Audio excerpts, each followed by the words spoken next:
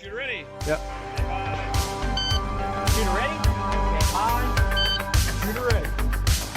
Stand by. Shooter, are you ready? Stand by. Shooter ready. Stand by. Ready? Stand by. Welcome to the Shooter Are You Ready podcast, ladies and gentlemen. As you may have heard and or seen, like I said in the last podcast, my name is Midwest Savage. I am your host, and thank you very much for joining us, whether it be the YouTube, the Spotify, the Apple Music, whatever your listening pleasure. If you could go ahead, help us out, give us the 5 stars, leave us a comment, subscribe. Costs you nothing, does so much for us. And now that that's out of the way, hey, Paul, Yo, what's going on? not much. Another Awesome. week. Another week, dude. We got some things here. We just came from an event. We got a buddy in here with us. We're gonna bring along here in a second, and we're gonna chop down what happened last weekend and what's looking further down the trough, if you will. Hell yeah. So, without further ado, let's bring him in, ladies and gentlemen. It's Tingley Gunhole, my guy Jeff. I don't have an applause button on the computer. I have it on my handheld thing. But hey, Jeff, yeah, Story of my life. what's up, buddy?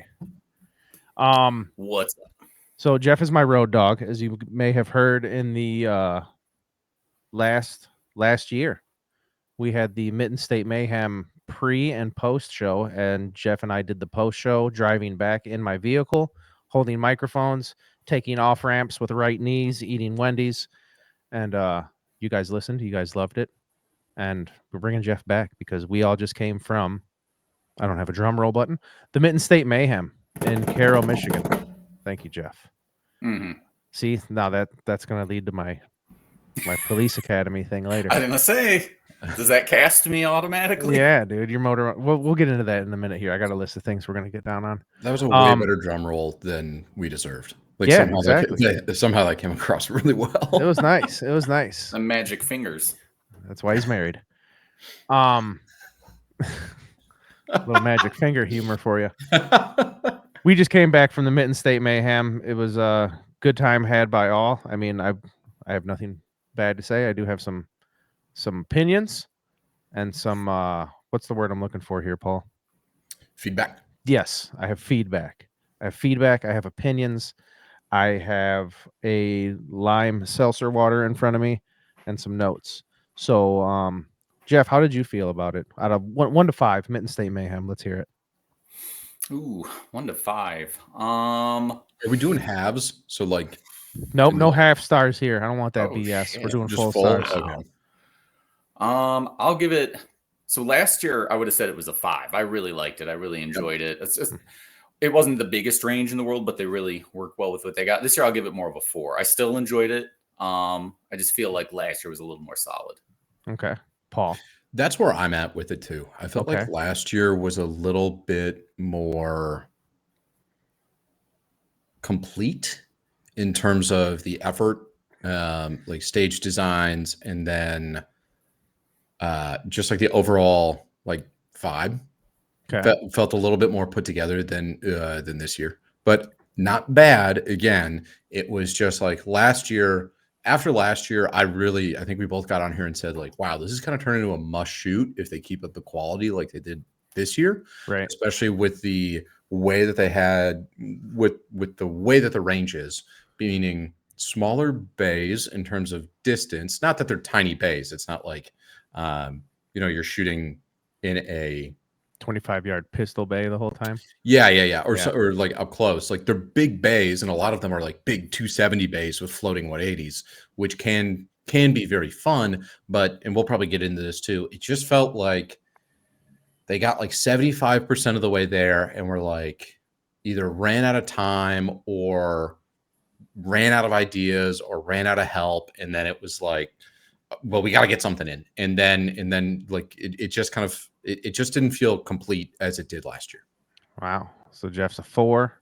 Paul, you're a 4. Yes. You guys just dragging him through the dirt here. I also am a 4. And not to say I didn't have a good time. It's not a bad 4. Let's just clear the air. I had a good time. Okay, I had a good time, good event. But I think, Paul, you nailed it right here. I was thinking of this as I was in the shower, lathering myself before we started this. I feel like after last year, they had like a good head of steam pushing them into this year. And maybe there was issues because I know there was supposed to be another prop thing at a stage, and I think maybe that fell through. I didn't really talk to anybody about this, and it feels like, I don't want to say they dropped the ball because it was still a good time, but I feel like there was a lot of momentum to where they could have pushed it a little bit, and then it feels like, I know one of the bays for me personally, I'm like, they could have done, actually it was two, they could have done without this and done a little bit more on this stage, and it would have made it a little more advanced. And I think that's really where I'm at, is like, if I hadn't shot this match last year, yeah, I think going into this one, I would have been, wow, this is a 5, mainly because I'm not comparing it to last year's. Exactly. Yes. I feel like if this was your first time, you were probably like, oh man, this was awesome.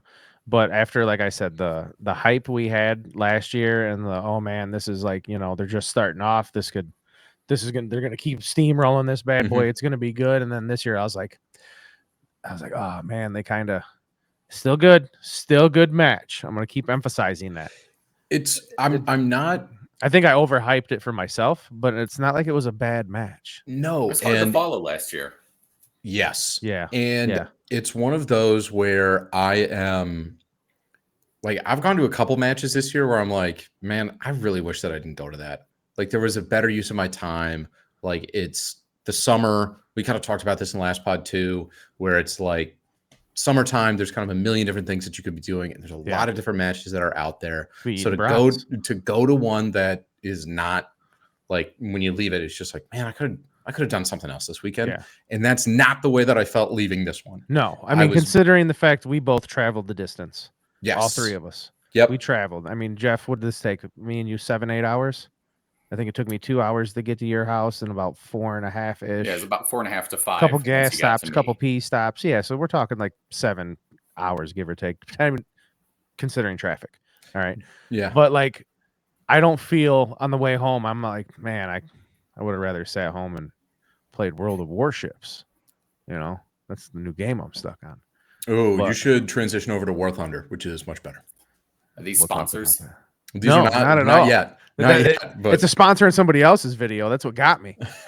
But no, I don't feel like I wasted my time. I feel like I still had a good time. I still feel like I'm stepping forward as a better shooter. We'll talk about that a little bit here.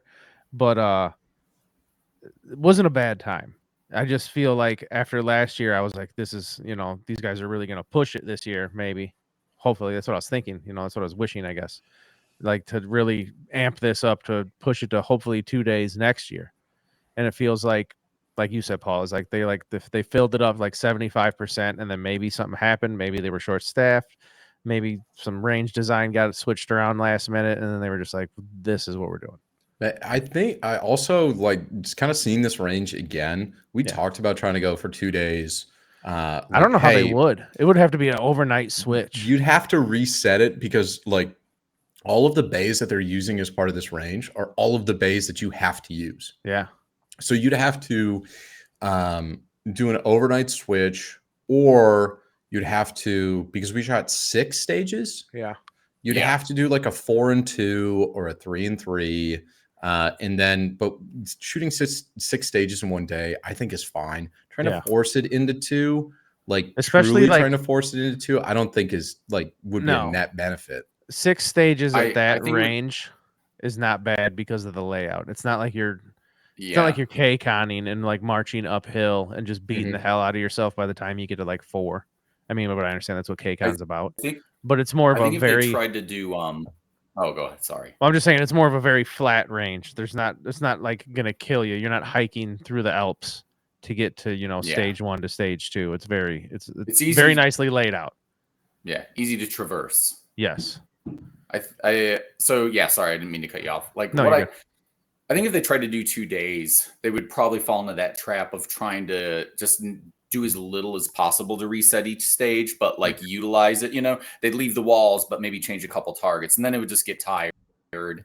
And so I think, I was thinking about that too. And I was just like, honestly, that's the only way to do it is you'd have to be like, all right, well, we'll move some steel and just a couple of things, but we'll leave the walls and the basic layout, and we'll get in, to it later. But the plain fuselage and things like that, we're going to leave that. We're just going to do a few different Right.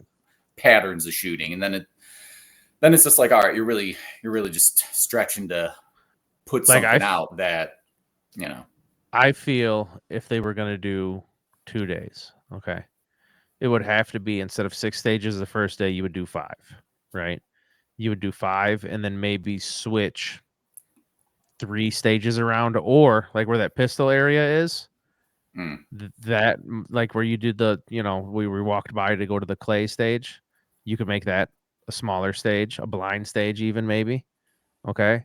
And then like where we did the Argo last year that we like didn't do this year because it was the back end of another stage, like set some stuff up there, because from where we were at on that 4th stage, you couldn't see where we were last year starting off on that Argo stage because it was behind the berm. You know what I'm saying, Jeff? And then there's that bay too that they had like the thermal guys at. Yeah. Like it's a really long bay that they had set up, but it's short, Like, yeah, those guys, instead of using a bay to set up, well, that was a small bay. That was like a real small pistol bay, I think. But it would be like leave one bay unused, and then you'd have to switch like 3, which is probably a lot of work, honestly. I'm not gonna lie. Yeah. And so I'm not asking them to do that, because that would just kind of be like, okay, everybody got out of here. Well, see, because then you would cut the award ceremony out. And what time would you say we got done? Around 4-ish, 4, 5-ish at the latest. Yeah, somewhere around in there. But we also got done before a couple of the other squads. So like there were still people that were out shooting while we were already finished, which is kind of the nature of a lot of these matches. Yeah. Just based on the flow. Like, hey, if you hit like there was one stage that was really kind of a like ground everything to a halt. Yeah. And if you hit that late in the day, kind of like we did, yeah, it was like your day is going to be significantly longer. Right. So that would mean like you cut awards out Saturday. Okay. And then you have your ROs running with their heads cut off from 5 to 9, redoing 3 stages. And then you expect them to show up the next morning, make sure everything's ready to go. And then you do 4 stages. So you would do like a total of 9, I guess, maybe. And if it rains that night, then all of the paper is essentially gone. Yeah. And you'd have to replace all of that. Also, maybe depending on the range, sometimes you have to take in all the steel too overnight. Yeah. Depending on the rules that are over there. I also don't think that for it to be a good match, you necessarily have to have it go for 2 days. No. I think that it's definitely fine to, hey, we got one great day in, and then like if not every single match needs to be 10 plus stages. No. A good 6, I think, is better than an average 10. I agree with you. Yeah. I would do that. I would rather shoot 6 great stages than like 10 subpar stages. Yeah, exactly. I agree with you on that. Okay, so where are we gonna go here? We'll break it down. Stage 1, okay, 2 bays, just like last year. What are we calling this? 50-yard bays?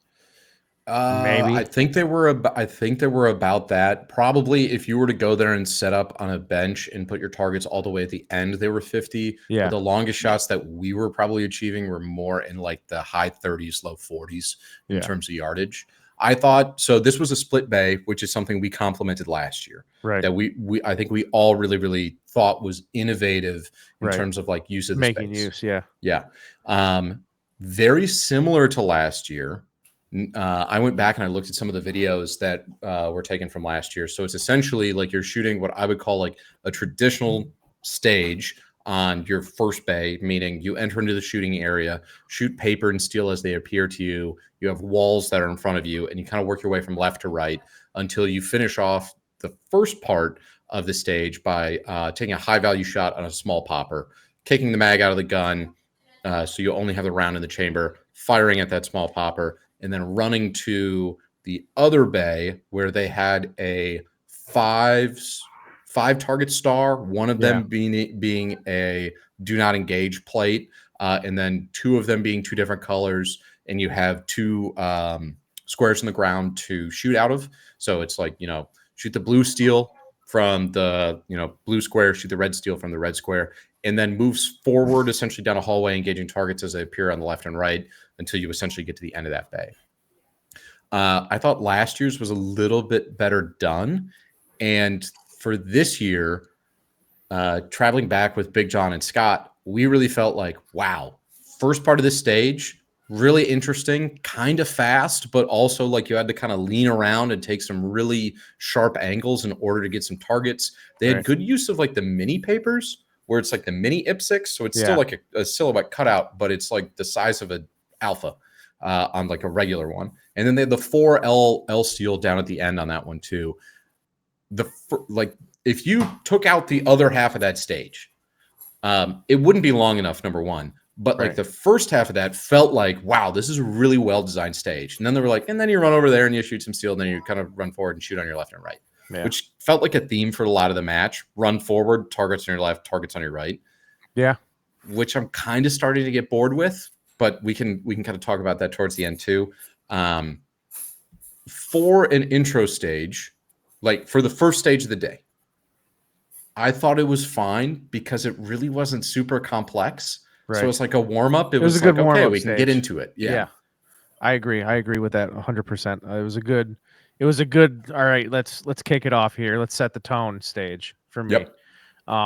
Like you said, it was the first stage, a lot of sharp corners, a lot of, there's something peeking around that barrel. You can only get through it, leaning on this side. I like that. Second, I'll say this. I was glad I was watching the guy, like 2 people behind me, because like you said, there's a blue square here and a red square. Stand in that square, shoot the color off of the Texas Star, and then you run down the path, and there was a couple left and rights. I thought it was pick one color, then run down the path. I didn't realize you had to go from blue to red or red to blue, vice versa. So when I saw that guy do that, for you. Yeah. Well, yeah, we'll get to that. I noticed, I was like, oh man, you got to do both of them. Okay. But then as Jeff brought up, on my turn, I ran to the blue square, I believe. Maybe it was red. Who knows? We'll figure that out when my video comes out. But I think I only shot 2 steel off of it, or 1. I don't remember. But regardless, when I hit the last target I was aiming at, all the plates fell off. And I just turned and looked at the RO, like, we resetting, and he's like, go. And I was like, what? He's like, you knocked them down, go. And I was like, okay. So that was interesting. That's never happened to me before, a 3-target or 2-target gimme. So that was nice. But yeah, that was a good set the tone as far as I'm concerned, as far as the stages go. Like I said, wasn't anything too crazy, wasn't anything too easy. It was just nice little simmer ground. But let's talk about one more thing on this stage. The high value target. Okay. Run up on a barrel, drop your mag, shoot the target, empty rifle, run over to the other bay. Okay, we got that. Our boy Moisha drops mag, rest rifle on the barrel to shoot the little skinny Pete, which is like a steel A zone target, basically. And then runs around, clears stage. RO mentions after the fact, hey, everybody, this guy leaned on the barrel to shoot that target. There was no leaning on the barrel. And me being a union guy who likes to argue with management, I jump up and say, hey, past practice. If he got to do it, everybody else in this squad gets to do it, because that's not fair. And he's like, well, I mean, just nobody do it. And I was like, no, that's not how it works, man. It's past practice. You let him do it, everybody should get the chance to rest their rifle on something and shoot it. And then I was just kind of BSing, just being me, talking shit. And did you read the actual description to see if it was there? I did not. It's not in the designated shooting area. So because they had the limit stakes that was out there, it wasn't considered part of the designated shooting area, which is just kind of like a common procedure when it comes to like kind of like USPSA, and then I think they said the Michigan Mafia 3-gun rules, Yeah. which is also in their kind of standard ones that's out there. Also, like, yeah, you could have rested on it. Much faster to not do that. Yeah. So it's because I don't even know if they consider it a miss or not. But like, hey, if somebody else does it and they fail to, because what was it, 6-7? Looks like it did count as a miss.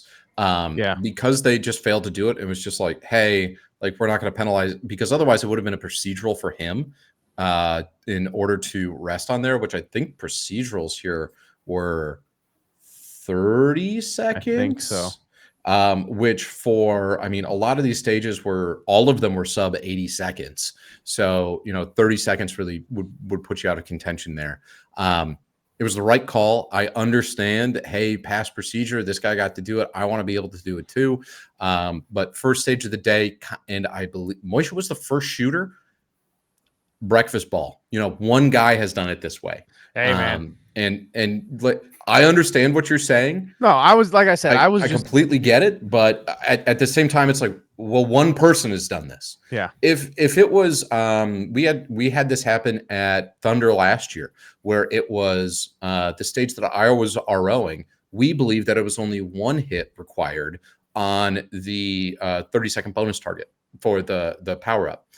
Everybody else did it as 2 hits. Oh yeah. On all the other stages. Well, we had already gone through like 40 shooters by the time somebody came to us and said like, hey, no, it's actually 2 hits. That I understand. 20 people have already gone through and done this. Right. Like, You're not now, okay, we're going to be a little bit different. And like, there's no way that it would be possible to give 20 people a reshoot. Right. So I get where you're coming from, but also one guy. Yeah.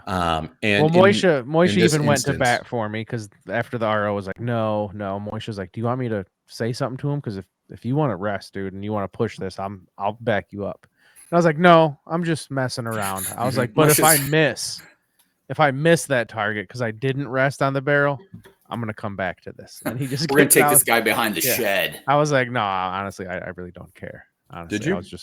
Did I care? No, did you miss? No. Dead eye, dude. I missed that target to the right of it. Oh, the one where you had to, that one. Yeah. A lot of people missed that one. We'll talk about my missed targets and what. What do you think cost about me this on the one, ride Jeff? home. Especially because you're a lefty, and this one, because you were moving from a bay on the left to a bay on the right. It was like, your rifle's empty, but still don't mind the 180, still to make sure that you weren't pointing in any direction. You were also kind of running on like the main pathway of the range. You had to make sure, like, when that guy was in that square, you had to tell everybody get back. Yeah. And there is, just so everyone understands, I mean, I would guess they would assume so, but even though they know you're unloaded, right, and they know you're clear from that high value target shot, you still don't break the 180 on this. You still gotta, I didn't find that too hard. I felt like, I mean, I've done that enough where I have to run from, I'd say more frequently than not, so many stages are set up to run from left to right, just because the common, more people are running right-handed, and probably not even out of like, oh, we're not trying to think of anyone, probably just out of safety. Like, there's going to be way more people running this way than that way, and you just get used to kind of having to eat that, so that didn't bug me. I found that pretty easy to do. I hit the target also without an issue, and then just no barrel. It was a 12-inch barrel anyway, so it's not like I have to worry too much. It's like I'll shoot, and then I just like kind of with my right arm grab it and can kind of cradle it and run and move. So I've gotten used to that, especially with something under 16 inches. It's easy to do after enough of it. But yeah, I also missed a target, and I think it was because, and when you guys were describing it and kind of being like, oh, you have to like creep around and peek around.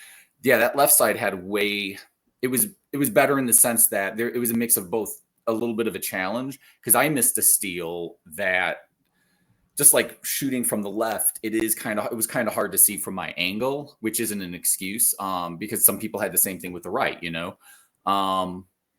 but it was just that kind of combination of like not losing yourself and but you could run it fast too. You could move pretty quick. So it was you had to kind of stay on your toes. I liked that left side way more. And then, when you get to the right, it was just kind of like whatever. Jeff's used to having his face rubbed in the dirt because he's a lefty. I'm not even a lefty. I've said that, is the worst part about it. I don't even get like full cripple status. Jeff still uses right-handed scissors. Yeah. It's just my eyeballs. So guys, should use my left hand.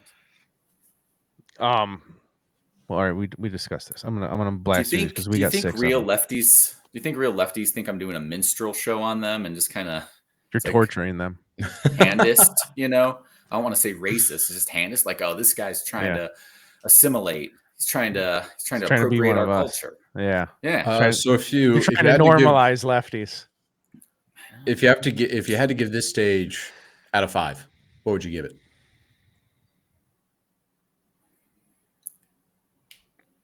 I'm gonna break the rules here anyway. I'm gonna say 2.5 because half of it was I enjoyed it quite a bit, and the other half was just kind of so like in the middle half. Yeah. All right. Yeah. I'm writing these down then. I'm going a solid 3, which in my mind isn't bad. I'm not doing halves because, like I said, it wasn't too crazy. It wasn't too lame. It was just a good middle ground to start you off of the day. I'm definitely a 3.2. Not 3.2, but 3TOO. I got you. We're getting real. Yeah. Again, it was like, wow, half of this is really, really well thought out. And then the other half is like, well, we got to do something over here. I always like shooting at a star though. So if that star wasn't there and it was like, just run over here and then like shoot your way down this alleyway, it would be definitely it'd be kind of lame. I'm glad they had the star. Are we not doing decimals then? Cause then I'll go 3. Not like damn it, Jeff. I already wrote 2.5. All right, 3s across the board. Are we going hard? We're going hard. Are we going like 3.0? We're not half. Yeah, we're doing whole numbers. We don't half-ass on this podcast, dude. We're whole numbers, people. Okay, all right. Yeah, unless we're talking about numbers. 7.62. Anyways, next up we have the vehicle stage, which I believe Mitten State is kind of like, hey, we will always have a stage where you will shoot from some kind of vehicle. Last year was an Argo, which is a 6-wheeled kind of like tank driver machine. Like an amphibious tank, an amphibious 6-wheeler. Yeah. So meaning that you drive it with, I think they're called tillers, where like you pull back on the sticks rather than like an actual steering wheel or anything like that. And then, so this year, more of a racetrack. So you're shooting out of the side of like a John Deere side-by-side. With air conditioning. Which was very nice because it was pretty hot by the time that we got over there. Oh, yeah. And you started off engaging 3 pieces of paper on the right-hand side, which is out the right side of the vehicle. And then there's 6 steel that kind of appear as you turn around and take kind of a big left turn as part of the stage. You then get to like another 3 pieces of paper. And then there were some orange sticks on the ground that showed like, hey, this is where you can get out of the vehicle. And then you kind of shot left to right around some barricades at some targets that had a lot of no shoots like on the outside of it. So they would put like a strip of brown on a no shoot, and then you had to obviously get it either into the brown A zones or get it in the A zone there. Yeah. I'll start it off because this is my podcast. I feel like this stage could have had more steel downrange, and controversial topic here. I don't feel like, I know Mitten State's known for this. I know they're known for the vehicles. I feel like this stage might have been better without a vehicle. Yeah. But okay, we'll talk about the vehicle. Like by the time you're listening to this, I do have a video out if you want to see these stages before we talk about them here. As you're driving forward, the first truck, the first giddy up, and you have your 3 cardboard to the right.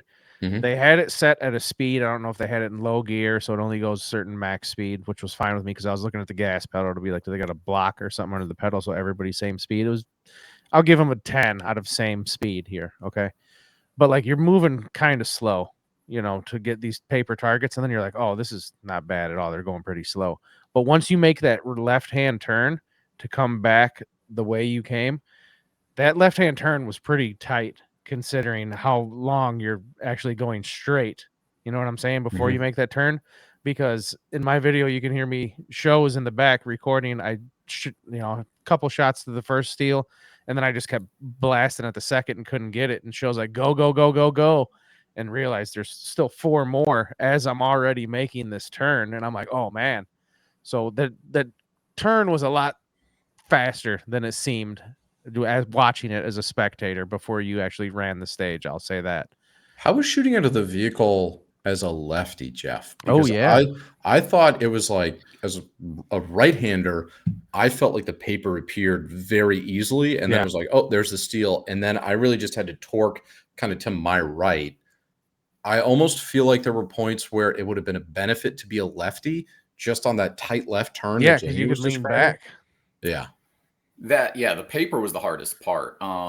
But it wasn't even hard. It was more, I'd watch what other people were planning on doing, and to then, everyone's doing their little dry fire move, and I watched when they actually shot right away almost. It was like, because you had to say go, and then you could charge your gun and start going and engaging. And I mean, I was like, if you're right-handed, you could pretty much just start nailing those papers.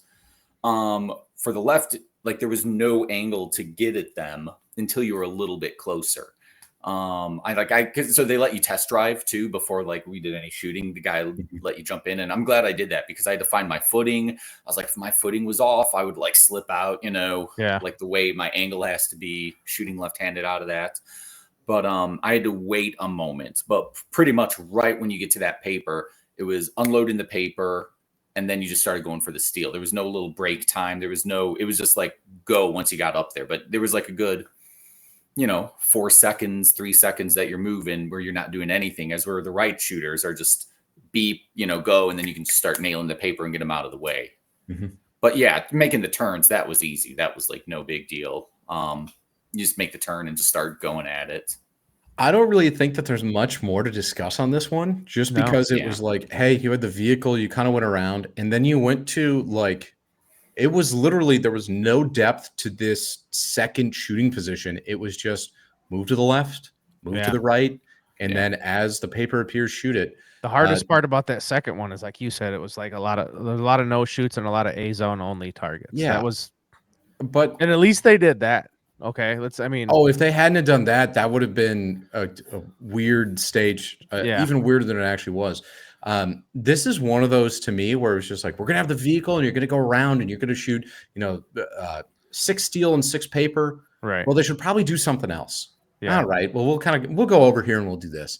And this was the one where it was just like, I really felt like vehicle was well thought out and kind of interesting, and then the back half of it was just kind of like a letdown, where it was like, I kind of really wish that we had gotten out of the vehicle, and then there was like another shooting position that you had to run to and get up and then like shoot the rest of the steel again or something like that. And it was a massive bay, one of the biggest bays that they have there, and it felt like it was a little bit of a waste of that space. I feel like, me personally, Jamie's in charge. Jamie, you designed this stage. Okay. At least I would have, like you said, with that steel down there. And for me, in a competition, you should shoot as much steel as possible. It cuts out the reset. Okay. That's my opinion. Cuts out the reset, saves you time. I feel like, okay, it's not bad shooting as you're going, shooting as you're coming around the corner. I feel like you should have got out where that second paper was. And like you said, there should have been some type of obstacle or something, like a rooftop, to where you would have to climb, turn back around, and engage the steel again, possibly, because then that would have drastically cut the reset in half, because you wouldn't be shooting the other paper. Or make that turn and take out the paper, or maybe, like they did last year, pick this thing up and run over here and then engage the steel to finish the stage. It was just such a big bay. It feels like it would have been. Oh, go ahead. They could. I'm just saying, it was the big, like Paul said, it's like one of the biggest out of the 2 bays they have there. I feel like there was so much space not used. Like, I would have just put walls up and like done it like a zigzag, just like have them run through a maze and just steal all along the sides or something. It's just, there was such a huge bay to where it feels like we have to do the vehicle in one of these big bays. What are we going to do here? And it feels like if they would have just not. I mean, I know this is what they're known for. I'm not knocking it. Still had a great time. if they would have just took that out, they could have designed like a very nice, huge stage utilizing a lot of steel to where the reset would have been almost nothing. I mean, think you don't reset and steel.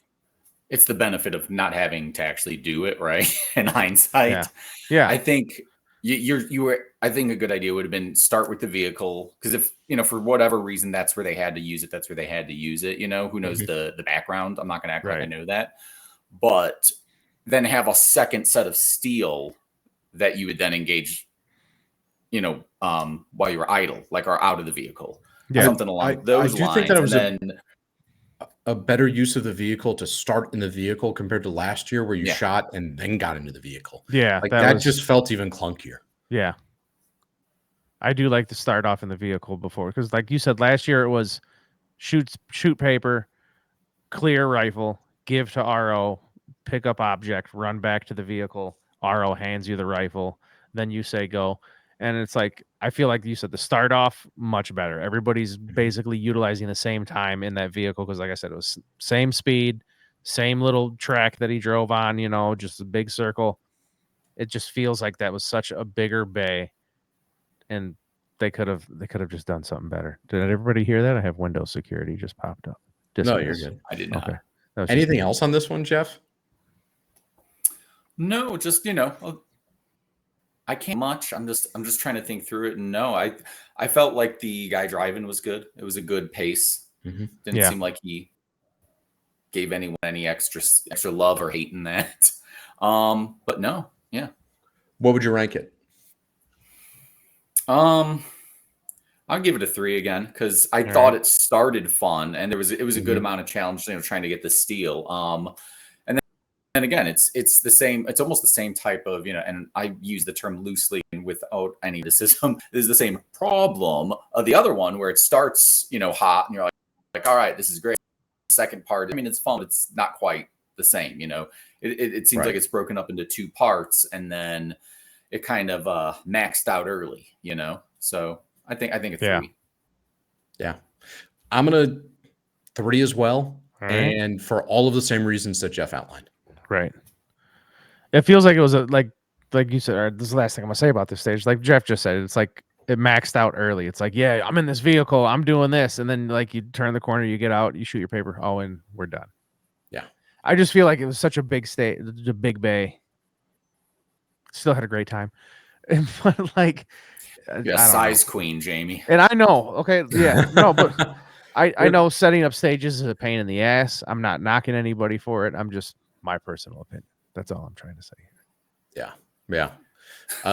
Next one, was this the double star stage? Yes. So this one was, you start off unloaded, rifle on a table with the magazine next to it. You then got onto a reverse sloping roof prop. Right. So typically when you have these roof props, you're getting up onto it and you're laying prone, kind of like with 45. The pointiest part of the roof pointed down range. This one, pointy part is pointed backwards, and you're laying backwards, kind of lazy boying it.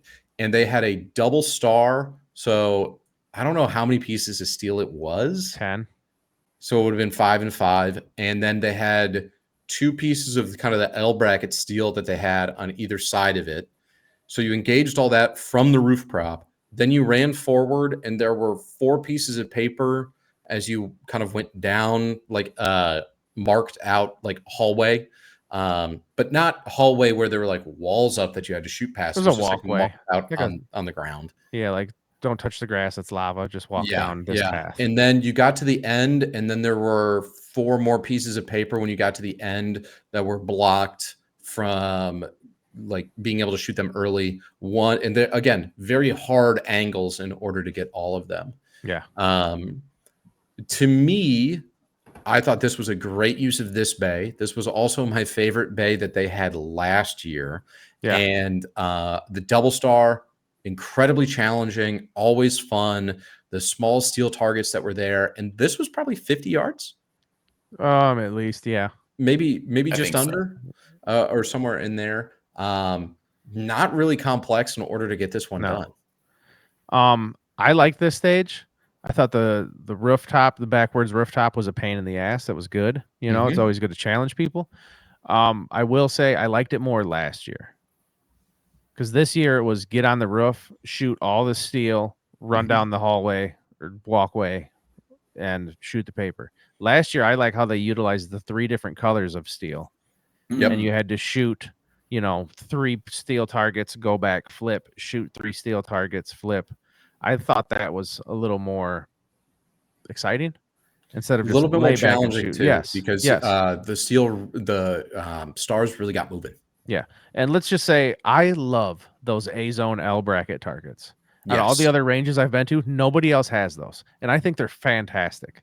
I want to build some myself. I think they're amazing. They look like they're not a lot of money to make. I mean, all it is you have a piece of rebar with a flat plate on it, and then you take your piece of, AR 500 steel, and you just make a little L bracket for it to stand up at just a nice little angle, and it just pops right off the little stand when you're done. It's amazing. It's a fantastic, and it's just like as big as an A zone. Maybe it's a little bit smaller than a typical A zone. I think Because it's I just cut an probably A zone out of a target, and it is not that big. it's probably an inch narrower and an inch shorter. Yeah, and fantastic targets, easy reset, and it's a challenge. It's a challenge to hit those from a distance. How'd you guys end up on this one? I don't know.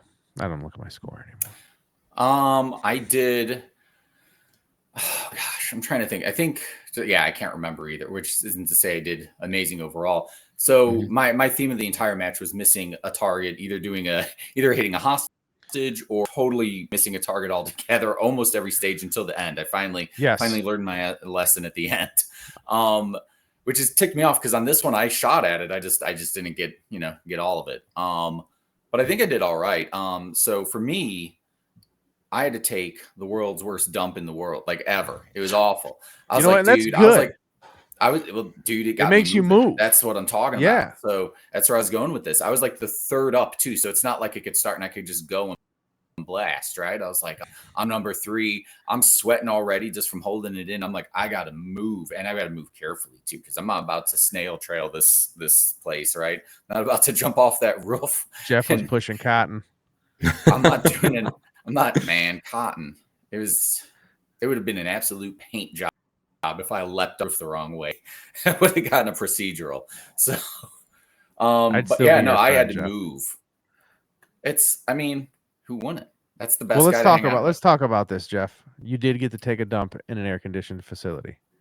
Oh my God. And thank God for that. Because I was like, can you imagine? So I blasted in that heat and the humidity in a porta potty? I didn't even feel like the double star was that hard on this one. Last year it was much harder having the dual colors. It was a lot more of a challenge. This year, I just aimed at the same place and just dropped them as they passed.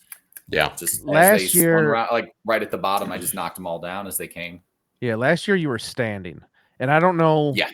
Both of these were still, to me, equally as challenging because laying backwards on a roof, it's not like you really have a good stabilizer for your rifle. You're still at an awkward angle leaning backwards while trying to lean forward, and it's not like you have a good brace. Like you can't put your elbow on your knee. I tried, and it still wasn't the best.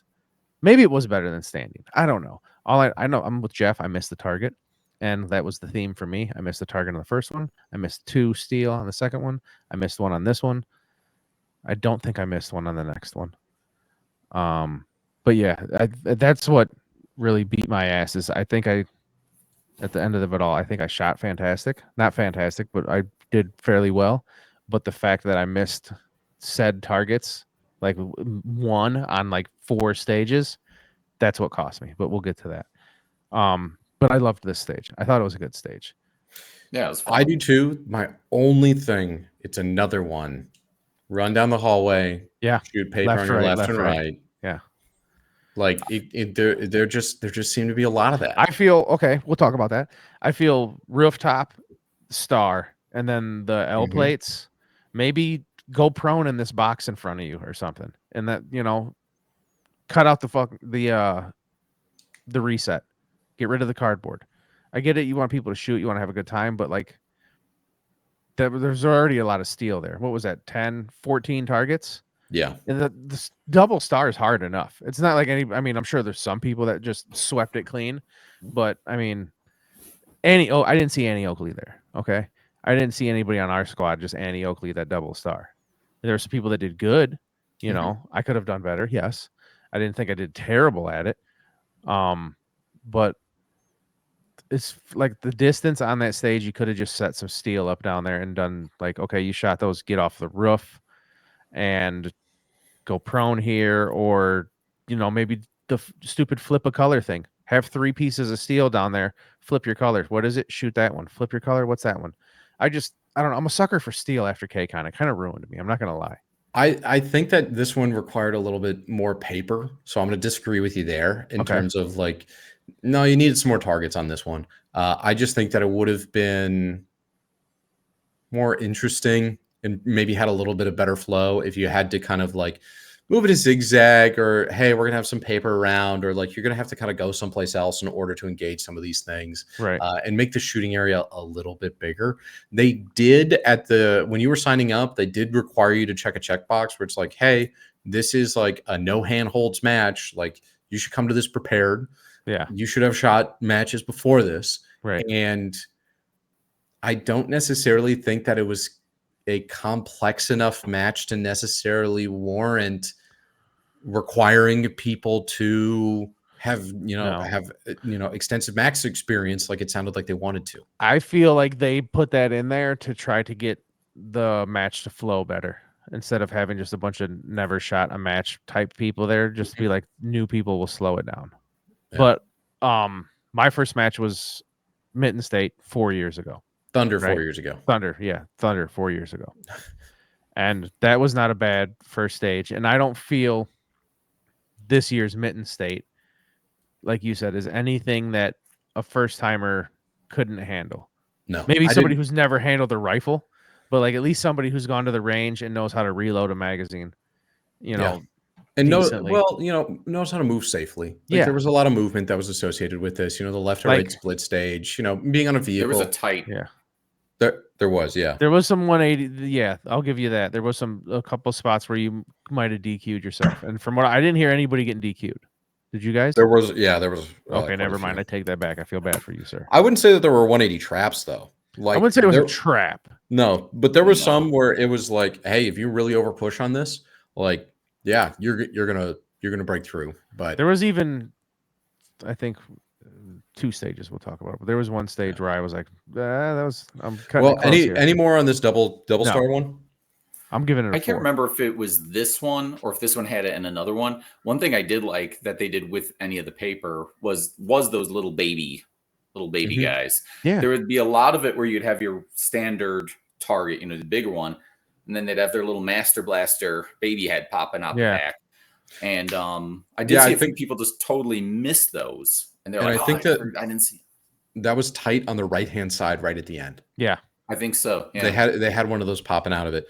One thing that this match does really, really well, short bays, but they do limited presentation targets, which if you don't have a lot of range, I think it's like Project Appleseed, which is like they shoot a lot of 22s, but the idea is like you can literally do it at any range because they use progressive target sizes. I don't necessarily know if it works. Neil will probably get into the comments and call me an idiot and just be like, if you want to shoot distance, what I 100% agree with. But, if you don't have that distance, having smaller targets out there is, I think, a great way to kind of make people modulate that gas pedal. Yeah. I practice with small targets because it makes, like you said, a short bay, it makes it feel like you're getting the distance because instead of shooting something this big, you're shooting, and you're like, okay, that could be the same big target further away. So I enjoy smaller targets. So Jamie, you said you were going to give this one a 4? I'm giving it a 4. Jeff? I was going with a 4 on this. I am also going with a 4 on this. So our first 4 of the match. Okay. Next one, fuselage. So this one, you started off with the possibility of shooting an SKS rifle grenade, and you shot at a target that was 4x4 piece of steel. 50 yards. Yeah, why not? So it's somewhere around in there. So it was just a 3D printed rifle grenade filled with chalk coming off of an SKS. It's the same old boring shit Charlie always pulls at every match he goes to. Charlie doesn't listen to this. He doesn't want to be a guest. So yeah, I'll out him. But no, Here's it's whatever. I kind of enjoy it. It's something I don't do every day. The only like we don't even have to talk about the rest of the stage because this rifle grenade shot wasn't even done on the clock. Yeah, It was just something that you went out and then you just kind of did. You got a But 5-second bonus for you it. did get a bonus for it. You did. But the problem with this is that it ground the stage reset to a halt. Yeah. Because every single time somebody had to walk down, pick up the rifle grenade, and then walk back, which was either A, you need to have enough rifle grenades for everybody in the squad. So you have to have 12 rifle grenades. And then at the end, you just walk down there and you collect whatever 12 is left. Or B, you have to do it like either on the clock or in some kind of way where the reset just makes it flow forever. Because flow quickly, I should say. Because otherwise it takes forever. We waited probably an hour in order to shoot this one. And then for 12 people, it probably took another hour, hour and a half, while the rest of these stages were taking 45 minutes or less. So this one really, really ground a halt only because of the rifle grenade. The rest of the stage had limited reset. I'll put it out there. It's like, damn you, Mooka. It's cool. It's fine, but you need to know where it fits in with the match. And this one just did not fit in. I also, so some people might come out and be like, well, you still shot it. I didn't. I did because I wanted that 5 seconds, and 2, and it makes me feel like I was in American Gladiators. Simple as that. Yeah. Yeah. Jeff, any opinions on the rifle grenade? I mean, yeah, I don't think I have anything shocking to say there. I did it too, want that 5 seconds. And this time at least, I think aiming it and actually hitting the target was a little more consistent because that was a big thing. I think you Thunder brought and other things. Yeah, I think you brought legitimate blanks this time. Yeah, it was a lot more random. different. And this time he was like, if you aim, the V of the grenade, the sight to the like lip of the grenade here, right above there, then you should hit it. And you kind of, basically if you follow those instructions, give or take, you're more likely to hit it than not. Right. So it was more consistent at least with that, but it did slow everything down. Yeah. So And my criticism is not with being able to shoot a rifle grenade at a match. It is everything to do with match flow and stage flow and reset, because that just took forever. The brakes. But the rest of the stage I found was very, very interesting. You start off from a VTAC engaging 6 targets, steel targets, where they actually had indicators on them, both LED indicators as well as like you hit them and then like a big white sign kind of comes up from behind the target in order to indicate that you hit. So you shoot that from a VTAC. From there, you run 10 yards to your left on the outside of a plane fuselage, which is like, it was like a twin beach. So it's not like you're running on a 787 or anything like that. So think smaller personal craft. You run to your left where they had 3 lanes with 5 paper targets, I want to say. One of them which was a limited exposed head. One of them which had a no shoot in front of it, and then a few of them were wide open. But you did have to kick around, and you did have a tight angle on one of them. From there, you entered into the plane fuselage where you shot from 2 different positions. Position 1 was essentially from the cockpit or cockpit adjacent, and you were shooting at 6 small poppers at around 80 to 100 yards. There was the first one was the small little skinny Pete, Sammy. Yep. And then okay. And then you had, and then I believe you had 5 more past that. It might have been 7. I might be misremembering here. And then once you're done engaging all those targets, you then move to essentially the rear quarter of the plane where you're no longer under a rooftop. So you're towards the end of the plane, getting into the convertible area, which must have been challenging as a passenger for that plane. Yeah. There's definitely a reason why it was junked.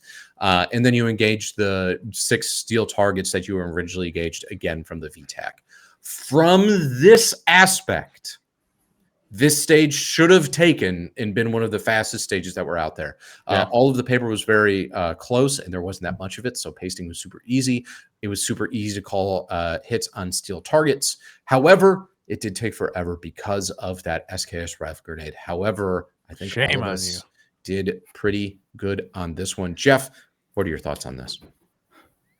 This was one where there's a little bit of a benefit being lefty because you run from left to right, so you just Right to hit left. it. You don't have to worry about the 180. Right to left, yeah. And then some of the targets you could tell the paper were set up in a way where it's like, oh, you're right-handed. You got to kind of do a little bend. For me and Sweet Chuck there, the other lefty, we just reached over and popped him. It was no big deal. So Chuck. I felt like that was pretty good. I did like the steel. All the steel was set up pretty good.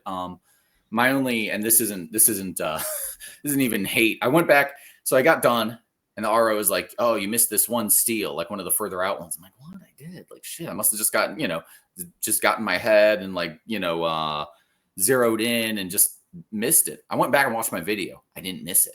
So Shots fired. No pun intended. The light. Well, because I'm watching it and I watched it over and over and I'm like, no, the light's going off. That's why I moved to the next target, hit the next target right away, and I finished up. And I was like, damn, I did really good on this. Cost me what, like 25 seconds? That was the other thing. This one, your penalties were, it was dependent on what you missed. The distance. It was graduated up if you missed it. But that's what kind of threw me off was it was like if you missed closer, you got less penalty, and if you missed further, you got more of a penalty. So it was kind of like they actually said that you never even shot at that target because they also gave you a failure to engage on that one. Yeah, no, I watched my video. I saw the light go off, and usually I wait to listen. Like I'll be extra cautious. People would be like, "Oh, why do you wait?" And it's just like, well, because they're always like the RO. You always get those ROs, and they're nothing personal, but they're always like, if you hit it, you didn't hit it unless I said you hit it. They get all like that. I'm like, all right, man, I'm gonna wait for you to call. They're the RO, dude. You don't question an RO. So, but I must have just been so locked in, saw the light, moved on to the next one, and went. Usually I wait, so I guess I should have just waited for him. But Jamie, what did you think about this one? Get rid of the cardboard. Yeah. Man, you gotta get off this. No, I don't. You gotta get off this. I don't. I understand where you're coming from. You're like, oh, K-Con with all this steel is fantastic. Paper was close. No, it wasn't bad. I feel this stage you could have started. Okay, you started that VTEC. There's 6 targets, correct? Mm-hmm.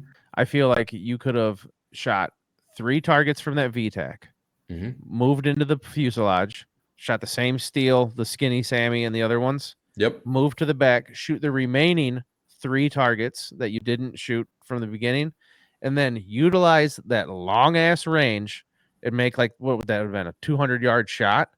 More than that, because I think that it goes it's like a 300. 4. No, I think it goes to 300 was the furthest. I think it's 300. But so that would have been like that a was 200. if you were undercover. Yeah, that was if you were in the shanty. Back.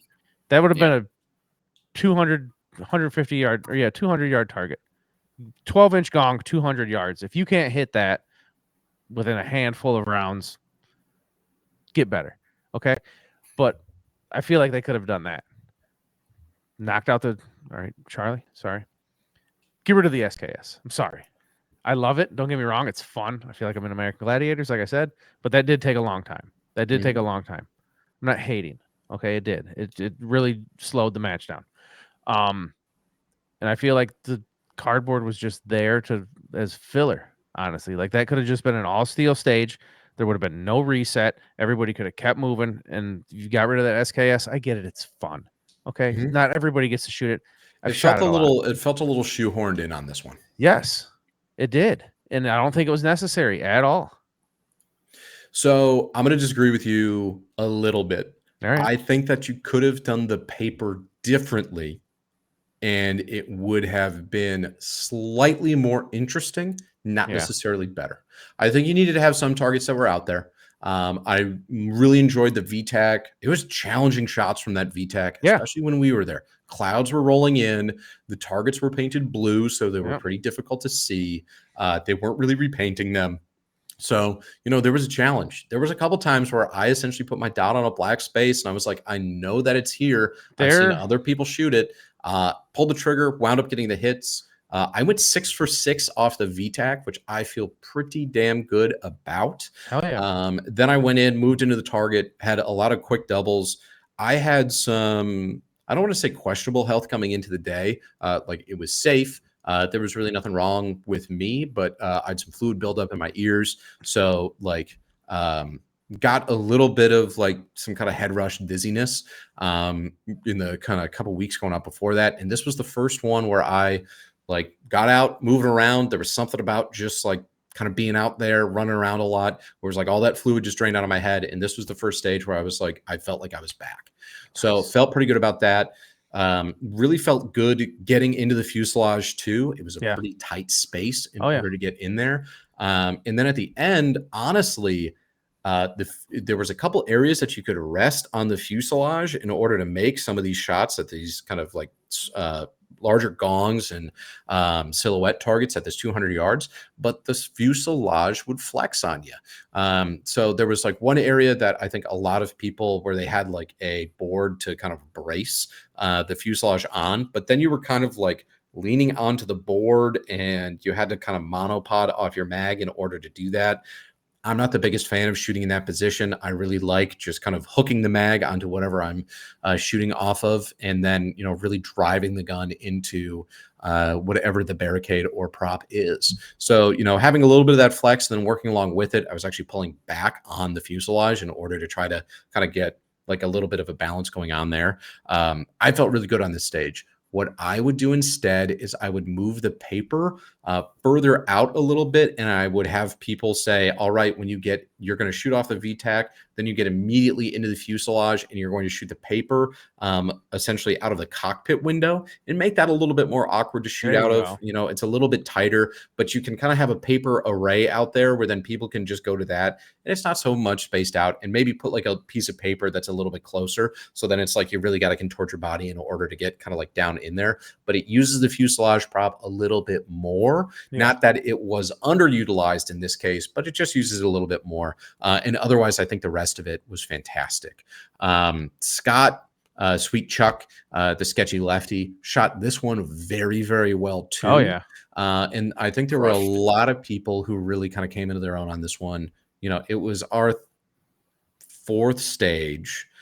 So it was, hey, everybody's feeling pretty good. My confidence at range wasn't necessarily the best going into this one, but it was dot on target, pull the trigger, and all of them wound up being hits. So I don't really have anything else to say. I think we're ready to grade on this one, unless anybody else is got anything. Even with the paper and the criticisms that Jamie has, which I agree with, I'm giving this one a 5. I really, really enjoyed it. I thought it was fun. It was fast. It was interesting. Take the SKS out of it, which I did. I did not shoot the SKS. And I mean, I thought it was great. I want to see more of this. I really want to see more of the prop space. I thought the movement was fantastic. All right, what do you give it, Paul? I give it a 5. Oh, 5. Yeah, I gave it a 5. Oh, Jeff, if you weren't looking at your phone, you would have heard me. It keeps going off. So first thing I would change is taking 20 seconds off of me for a miss I didn't miss. And then dude, I was like, whatever, I get it. I can't, you know, it's one of those things where it's like those guys are out there all day. I'm not going to shit on them. Hey, at least you didn't crash out embarrassingly at them. Well, and that was the other thing is like, I'm like, I know I'm not winning this, but like, man, that could have cost me a couple spots there, but whatever. It is what it is. I had fun with it. I think this one, I'm still going to give it a 4. Not that I thought there was, you know, that much wrong with it. See if I could give halves, I'd do 4.5. I thought it was a little bit better than the stage before it that I gave a 4. Mm-hmm. I don't know, but I felt like there's just like something missing that would give it a 5. And I'm not going to sit here and just like talk all day, try to figure out what that is. I don't know. But if we were going halves, I'd do 4.5. But I had fun with it. I felt comfortable with it. Yeah, this one for me, I was like, I think what you said about people coming in their own and starting to feel their groove a little bit more on this one, I think that's true. Because this one, it was just fun. It was fun to watch everyone else do it too. I felt like it felt bad with the iron and the underfolder. That was rough. Felt bad for him. Yeah. Watching anybody shoot an iron folder is or an iron folder, an underfolder is rough. Okay. A 10-inch Yugo irons underfolder, which he switched to because his other gun, which was 5.56, he had some handguard issues the stage before. So I was like, damn, dude, I felt bad for him on that. It was rough. It was like my heart went out to him. Also because he was doing pretty well. Yeah. Like that was one where I was just like, I didn't know that he had kind of like had that gun issue. And then I was like, why are you shooting this? Yeah. Like you were doing good. And then like, why are you using an underfolder? Yeah. Yeah. Jamie? 4. I don't give out 5s easily. Yeah. Wow. Yeah. I mean, I don't know. I'd say this was probably I'd say this is probably my favorite stage. I think. It might be up there for me. I have to think You about know what? it. I'm a 5. I was trying I'm not a 5. to. I don't want to be an I'm asshole. gonna I'm a stick with 5. 4. I'm gonna be an asshole. You gotta go And with you your know what? gut. You gotta go with your gut. I mean, I really, really like this one. Yeah, it was my favorite stage of the competition. Honestly. I also, despite the SKS kind of being here or there, I do like seeing vendors there. So I want to give props to Mocha's too. I like seeing people there. He came there with his stuff to sell. SKS. Get out of here. Yeah. No. Charlie, Packing you're good waffle you're good with me, Maggie. buddy. I got my I bought a Mocha shirt sling on. from him. I got a free patch. Fuck yeah, I bro. love you. It's like, and that's why for me, I'm giving it a 5. Like, even though I had a lot of criticisms about the SKS, because I'm never going to fault somebody for, being out there grinding. Yeah. And, that's who he is. And he puts out a lot of great products. He's not a sponsor yet. No, like, it's not Jake Light handguard. it's not him that the It's criticism not you, is it's around. me. No, it's around match direction. Yeah. Because if you're the MD or the MD staff, it's like, hey, does this really fit here? Well, I'm with you. 12 people in a squad, load up 12 of them, have somebody run at the end and grab them. Yeah. In between every Also, shooter was kind of rough. He lives like 5 minutes from me, so if he hears me talking shit, he's coming over. He don't listen to this. Come on, slap the back of your head. And if he does, I'm still a fan. Don't worry, buddy. You're good with me. So next up, which one do we have next? Was Orange Clays? The Orange Clays. All right. So you started off this one from a square essentially at the back of the range, and there were 4 Orange Clays, one of them just kind of hanging out on their own, and then two of them just hanging out on their own, just on opposite sides. And then 2 of them hanging in the middle of a cutout A zone. 50-yard shots? 40? That was a little closer. 40 at the 40, most. 35, 30, somewhere around 30, in there. 30, 40. And then from there, you moved around kind of a big barricade that was in front of you that had kind of 2 stacks of the blue barrels on them. And then you moved your way down the hall, down again, another hallway. And this one, a true hallway. And you had targets that were both on your left and right. You had a couple of close kind of small shots that you had to sneak around. And then you got to the end of the hallway, and the hallway split. Yeah. And it was narrow on either side. And you had 3 targets that you had to engage from either side of these splits. Both of them, you kind of had to like lean out to get one. And then once you were done with one side, you'd have to back out and then get to another one. Yeah. This is, I think this was considered stage 1. Bay 1, yeah. Yeah. Yep. What do we think of this one? I missed the target on this one. Okay. Not happy about it. I like 2. As far as the layout, I wasn't mad at it. Like you said, it's a use of the space in the bay. I liked it. Mm-hmm. You think of it as like an arrow, is how I've seen it. Like my description of it. Like you start at the tip of the arrow, shoot, and then you have to run around like the tip of the arrow, run down, and then I liked the split at the end because there was 3 targets you could only see if you were on this side. You had to back up, walk around the barrels, go to the other side because you could only see the other 3 targets from that side. I liked that part, and not a bad stage as far as the use of the bay. I enjoyed it. Nope. You said no? Not a bad use of the stage. Agreeing. Nope. Oh, yeah. Okay. Yeah. Yeah. Nope. Jeff's not talking. He's Yeah. Yeah, I liked it. Even though I also missed like 2, and I'll get to that in a second. One thing I found interesting with the clays was were the ones that were within the penalty box, because again, it was in the A zone, but if you hit the rest of the target, it was a penalty. It was Right. No hit. Yeah. So what I noticed was for those, I hit with 1 shot each.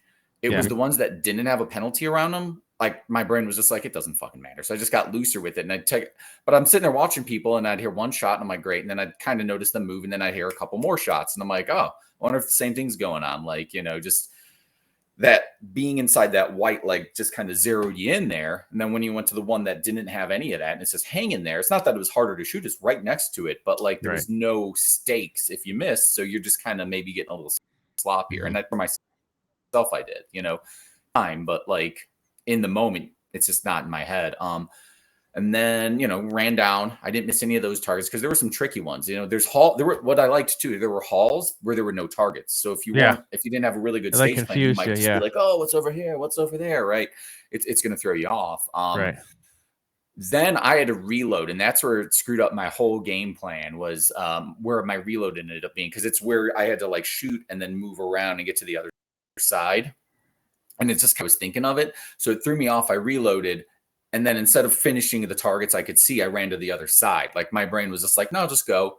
And then I ended up missing 2 targets because of it. And this one had a lot of those, little sneaky guys peeking out of nowhere. Yeah. Like Oompa Loompas just teasing you. But that got me, which I appreciate. I was like, you know what, this isn't bad stage design. This was me having bad planning, basically, and just kind of screwing up. I appreciate it. It's like, oh, okay, I can see next time, this is what I'm going to do with it. And this is how I'm going to think about it a little bit more. But I thought it was interesting. I thought they did a really good job with this one. This stage last year was probably the stage I did best on. It was the one with a bunch of the flipping little steals. Yeah. And again, you had to kind of like, and a lot of those were like, and those were in the A zone too. No shoots. Yeah. And I was like, oh man, for my time last year, I know that was the one I did best at, but it forced me to kind of just like zero in and just pace myself versus just kind of like running like a Goomba. This, not necessarily this stage, this match with how they cut out the A zones and put targets behind it. I've seen a little bit of it at other matches, but that, like, I came home and I have like cardboard now with my A zones cut out.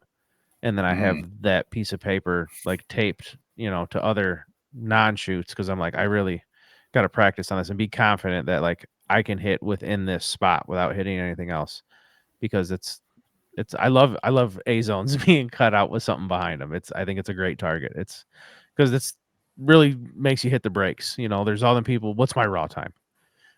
I'm just gonna run fast and I'm blasting all these 2 holes in each paper. I'm running through this. Oh, stop, slow down. I have to focus here because I can't hit the white part of the target. That's a no shoot. So I think I love those targets. That's probably one of my favorite things to do with paper is just A zone only, no shoot around it, because it's not like, best 2 hits on paper. Oh, I shot the A zone twice, but I hit outside of it 3 times. Yeah, but if you hit outside of it 3 times, now you're shooting a no shoot, and it really is going to drive your score down because you didn't take the time to focus. That's just me. I like to hone in. I agree with all that. Thank you. This was kind of the first this was like the first match where I really saw, because like I've been to other matches where it's just like the target's so close they cut out the A zone. Yeah. And then it's like, well, like if you shoot through it, we'll know. And then kind of like around it is like down, which is like a stupid IDPA thing.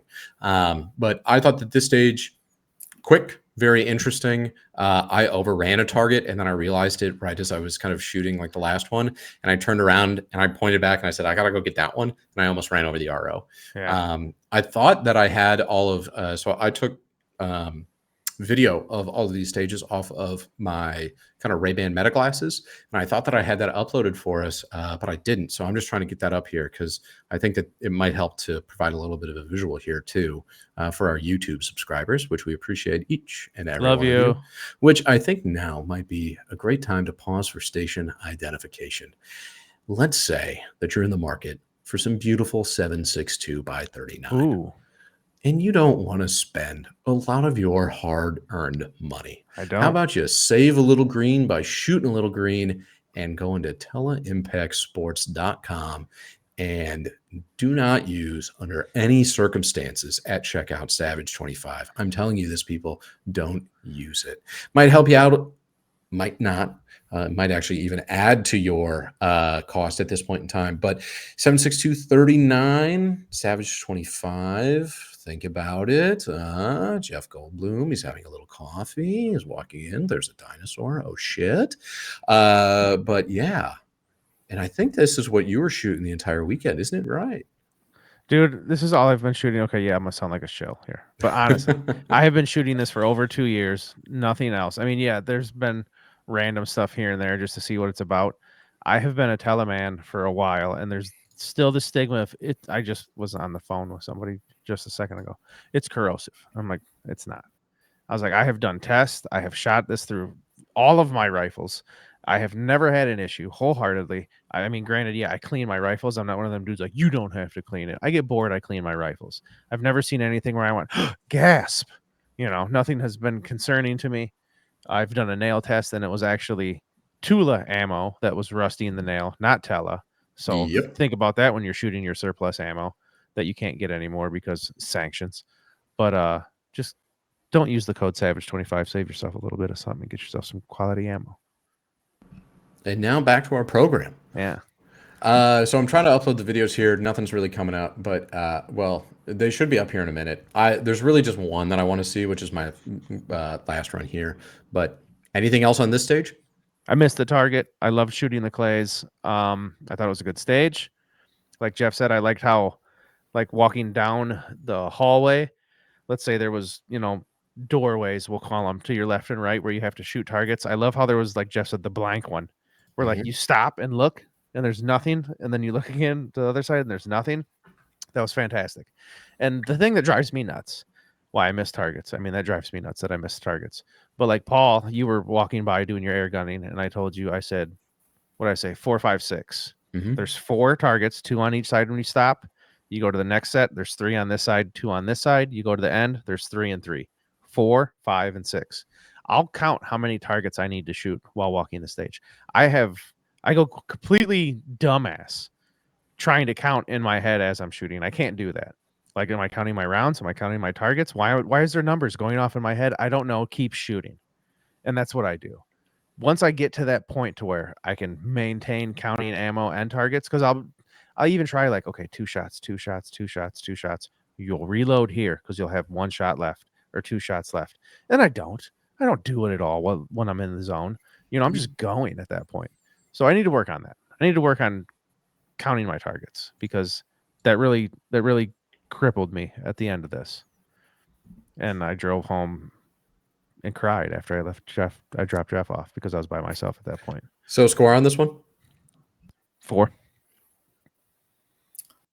I'm going 4. All right. Any regrets or regrets? Maybe Missed the even a target. letter on this one? Yeah, Just the target. just slowing down in when I needed to. And we'll get to this on the next one a little bit better. Sticking to an actual plan. Oh yeah, dude, you have to. Don't let anybody get in your head. We'll talk about this. Number 6 and final stage. I call this. I don't know what this was called, but I call it the flip squatch stage. Is what I wrote down. Was this our last one? Yeah. Yeah, Oh, Sam okay. Squatch. Yeah. Somebody at this stage, ladies and gentlemen, had an old Jack Link's cardboard cutout sitting around in their basement and decided to utilize it in this stage. This stage wasn't bad. Couple walls, couple barrels, couple things you had to lean over, couple little hiding targets.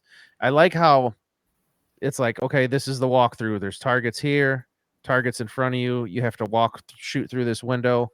There was 2 reactive targets. One where you shoot the steel, target jumps up. A zone. Well, it wasn't even an A zone. It was a square with one of them smaller targets in it. And then walk back through this window, shoot these pieces of steel. And then there was the target where you shoot the steel, and the paper target actually just does like a full lay down in like a rainbow. It just comes up and lays right back down. So as soon as you shoot that steel, that cardboard's coming up. You have to hurry up and unload on it because it's going right back down. I liked that target. But then if you weren't paying attention, and I'm an asshole for this, but I'm trying to win.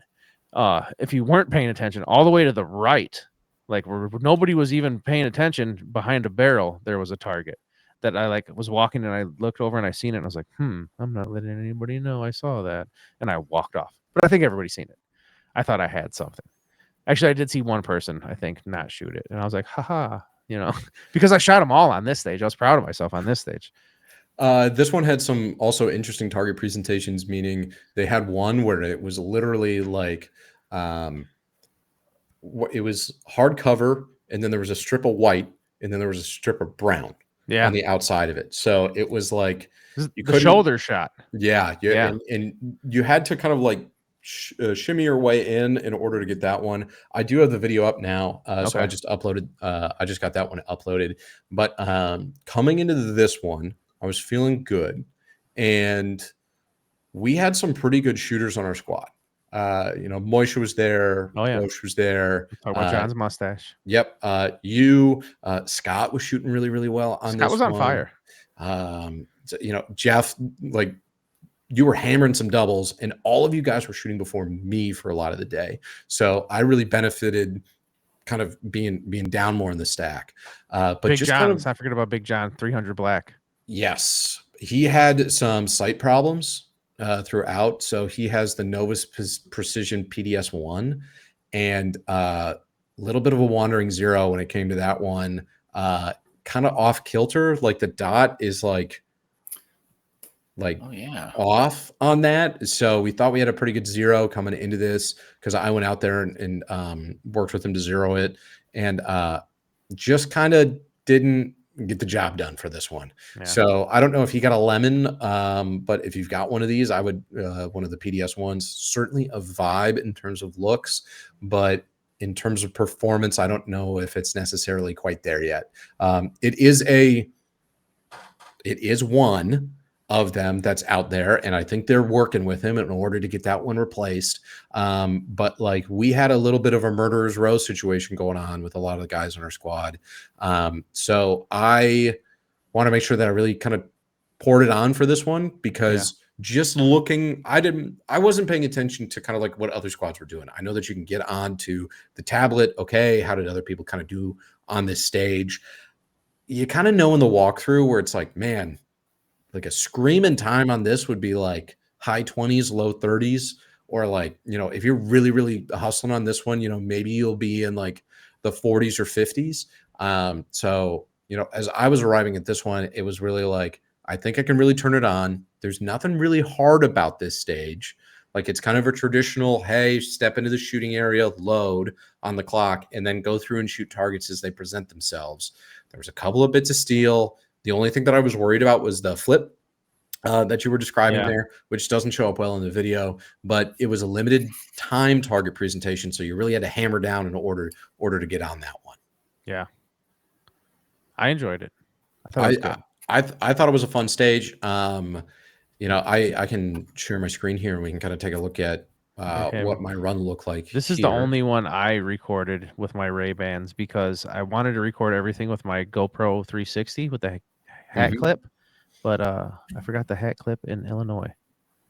So let's watch Paul's video here. Give you guys a good rundown of this. So you start off and you're in a chair. Oh, yeah. Start unloaded, and then you do load on the clock. Okay, I forgot about the chair. Oh, there goes Paul. Man, moving. Flubbed it a little bit, but I was still moving. So this one here, and I'll pause at a couple of points here, but you had two windows. You could see, so from here you had, and it's on your screen right now, but you had three pieces of paper that you had to engage. And then there was one piece of steel that's all the way at the end of the bay, where if you're on YouTube, you can see this, but otherwise it's kind of like there's three sets of double stacked barrels that present like almost a hallway in order to get down and see this one. Two windows. One window, you could see the three paper, but you couldn't see the steel. And then the other one, you could see two paper really, really well. You could see the steel really well, but you only got like a sliver of one of the pieces of paper, the middle piece right there. Yeah. So it was kind of like, all right, do you want to shoot from two positions in this case, or do you just want to take it from one and, know that you're not going to do the meme in terms of the height over bore in order to get this one done? Moisha was actually the one who pointed it out to me, where he's like, hey, just take it from one. Like, don't worry about like dipping in and out in order to try to get that, perfect shot on that paper. It's 2 on brown. So you shouldn't have to, overcommit in terms of what you need to do for this paper. From here, I hard pivot backwards in order to get to the next shooting position. So kind of in front, you've got 4 pieces of steel. The second piece of steel from the left is the one where the Sasquatch is going to pop up from. What I was focused on with this one is that Sasquatch takes a lot of time in order to come up. So I'm going to take all of the steel and then come back to the Sasquatch.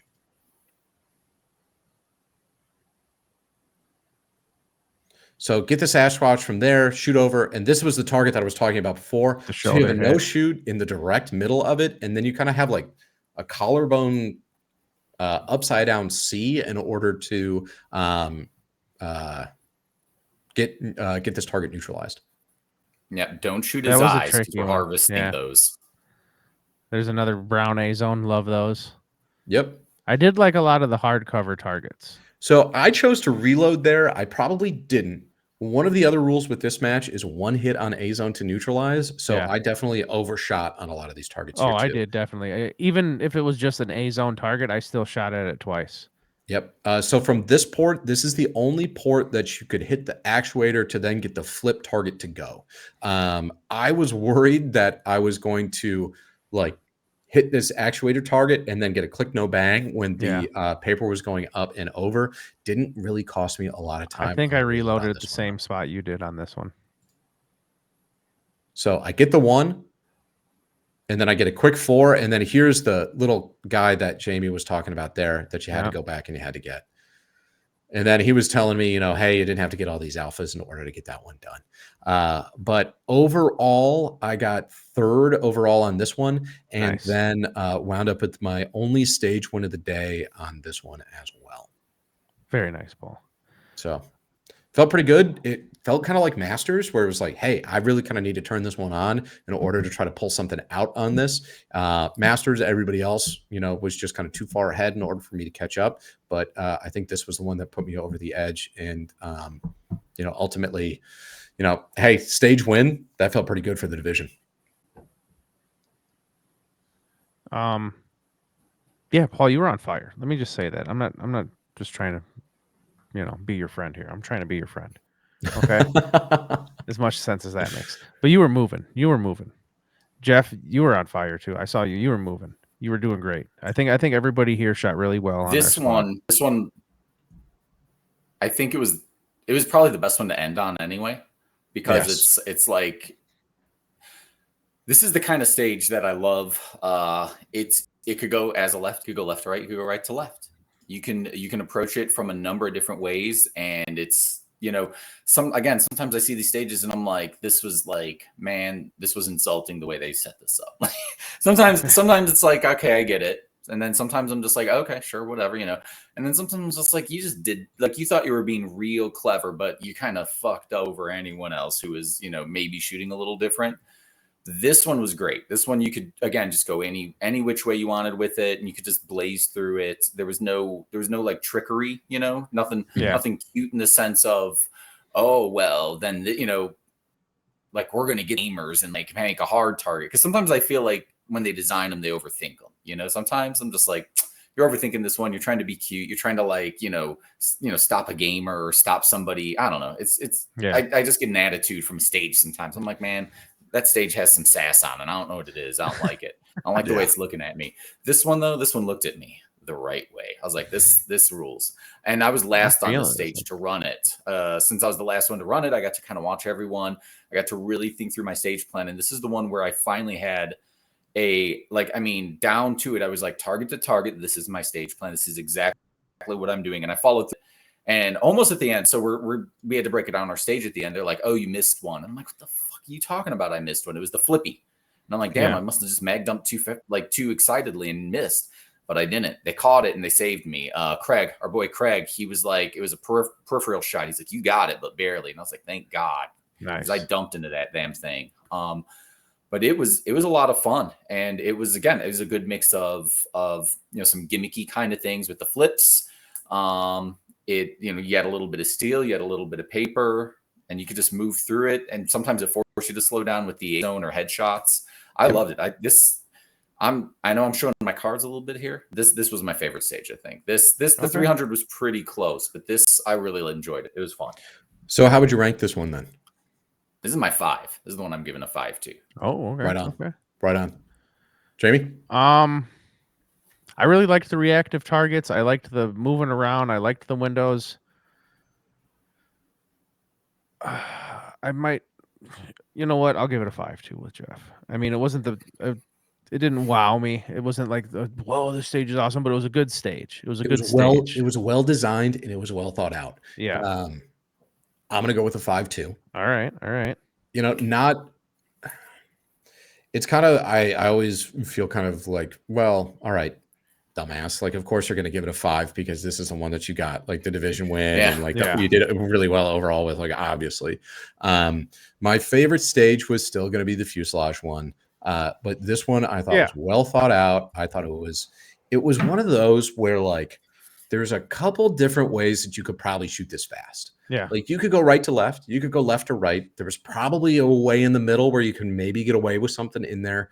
But it was definitely one where it rewarded you for having a good stage plan and for sticking to it.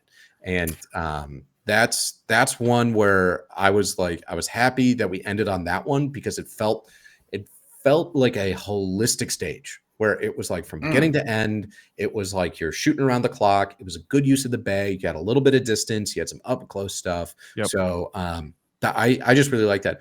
Also, they had a great stage on that bay last year too. That was the tank stage. Yeah, one. the tank. Yeah.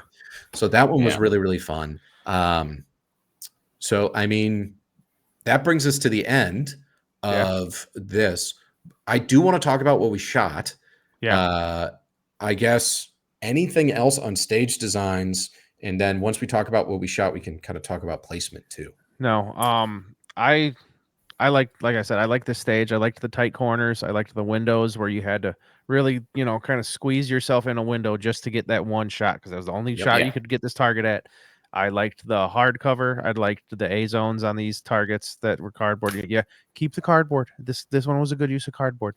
Okay, whatever. I'm not gonna say get rid of the cardboard, but I liked it. I liked the layout of all the cardboard. I liked the hard shots. I didn't the Sasquatch thing that was another one. I feel like this is a stage I shot everything at, and I hit the fucking no shoot area on that Sasquatch, and I know I shot at it, and I seen that whole pop on the white, and then I moved to my next target, and I just said in my head, go back and shoot that thing again, otherwise you're going to get an FTN, because you only shot the area you were supposed to once.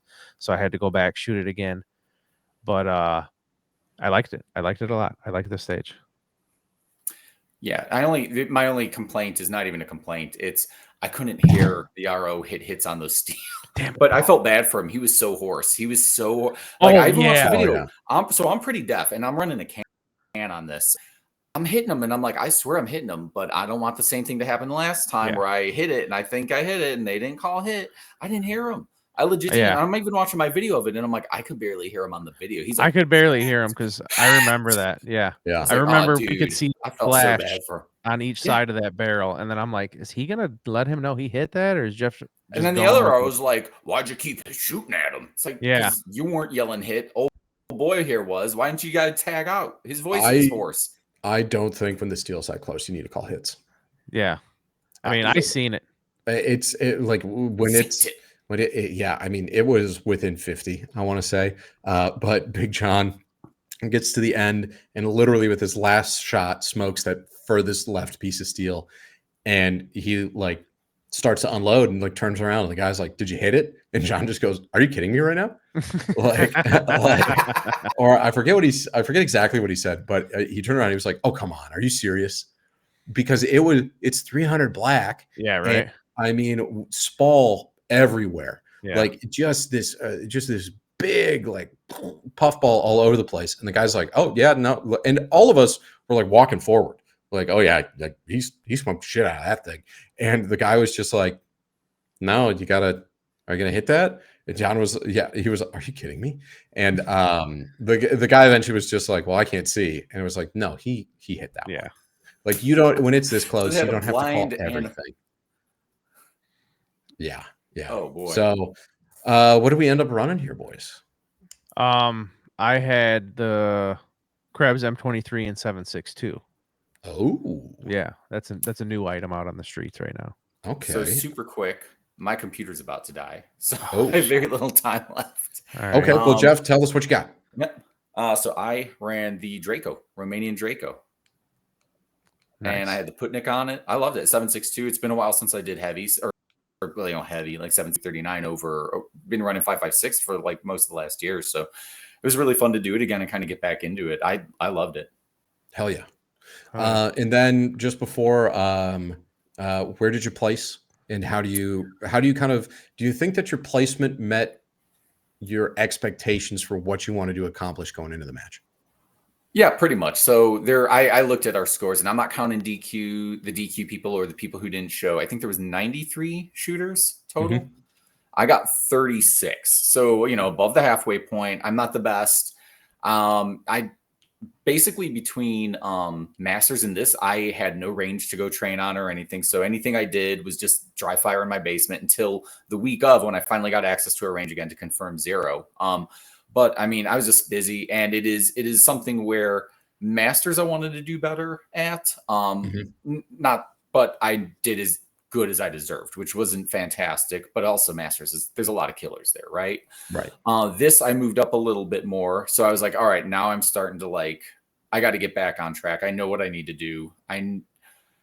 It's amazing just what little bit of training can do to kind of bump you up. Okay, let me do an hour of dry fire in the basement between meetings that I have at work or whatever, or let me actually just go to range. Even if I only have half an hour, I just can do a little bit, just even a little bit. Just, I say that for the people who listen to maybe don't go to matches. Like, dude, legit, just a little bit just pushes you up just that much, and you just get more comfortable with it. So I honestly, at the end of it, I was like, man, I probably didn't do that great, and I was surprised to see my score. So I was like, oh, I'm happy with that. For me, I do want to do better, but I also kind of know with the amount of time I put in that there's a limit to that, and I understand it. I'm not like, oh, I want to be number 1, and then I barely ever go and train, right? Right. So I 100% got what I deserved, if not even more on this. So I was happy with it. Right on. Yeah, you can't be dissatisfied with the results if you didn't put the work in. Yeah, 100%. On the front end. So really happy to hear that. I do want to say that because you're in modern AKs, which is 7.6239, essentially red dot AKs, where then I think it's no mag restrictions, and then you could have essentially whatever break or whatever you wanted on the front. And then Caveman Caveman was essentially Iron's like AKM platform. And then they did have an AR division, which was like 50% of the shooters. We don't count them, but they were in the overall. So you beat a lot of people running ARs that were out there as well. But then in division, so there were 23 shooters in the division, and you placed 10th with 60% of the overall score. So for me, I can't be mad at it. Yeah. I think you got a lot to show this. I will always say this: you have some tasty doubles. You're quick on that trigger. So when they hit, and when you're on. So compared to last year too, it's an improvement. Yeah. Thanks. Jamie, what do we got? Overall, I don't know I if was you're still there. Yeah, of course we are. Are you? We're here. Oh, it's probably turning off on him right now. Oh no, we're losing. It's just like slowly. Yeah. He's just slowly losing what he can see. Like it's just pixelating more and more and more as it takes away power from him. He's got red bars. Yeah. Oh wait, yeah. he's yellow. Oh no, Jeff, dude, hold your hand up. He might be like 10 seconds No, behind. he's looking at my hand. Like, why has he got his hand up? Oh, there it is. Yeah. Okay. I did. And there he goes. There he goes. Damn it, Jeff. We love you. I was. Let's see. Overall, 24th. No, I gotta look now. Damn it. 26. Well, let's talk about division. You were in the same modern AK division that Jeff was in. Shooting the optic, the new Krebs 7.6239, and you took 5th in division with 68% of the leader score on that one. 95 seconds of penalties, which is a killer. But also in front of you, the gentleman. So your overall time without penalties was 419, and the guy in front of you was 392, but he had 135 seconds of penalties. Yeah, I saw that. And still managed to squeak out in front of you. So he was flying a little bit on that one. He probably didn't miss as many targets as I did. Oh no, he did. He had way more penalties. He had more penalties. He was moving faster than me. Yeah. Do you want to talk about the M23 at all? 7.6239? Actually, yeah, I do. Let's say, okay, last year I took 7th in my division. Okay. and I'm not sure if my placement's right. I was 26th overall last year. I was 29th, I believe. Mhm. So small progression. Happy with that. But then when I sat and thought about it, I was beating myself up for missing targets. Maybe if I didn't miss them targets, if I didn't get that no shoot, maybe I could have squeaked in there and got a third. I was like, whatever. I did better. I had this rifle for a whole 5 days before this competition. Right. So for having a rifle for 5 days, taking it to the range 1.5 for like an hour and a half total out of 2 different days to zero it in, had issues zeroing, switch my optic, and then just going and okay, I'm hitting at 50. I'm, for the most part, zeroed at 50. Okay, I can hit these 6-inch gongs at 100. I guess I'm good to go. I'm very happy with how I did, considering the fact that I'm not really 100% comfortable with that rifle yet. I haven't got the rounds under my belt on it, and I feel like I did better than last year, which is what I'm always trying to do. And for what it's worth, and how long I've had this rifle and been using it, I feel like I did okay. You were moving on a lot of the stages.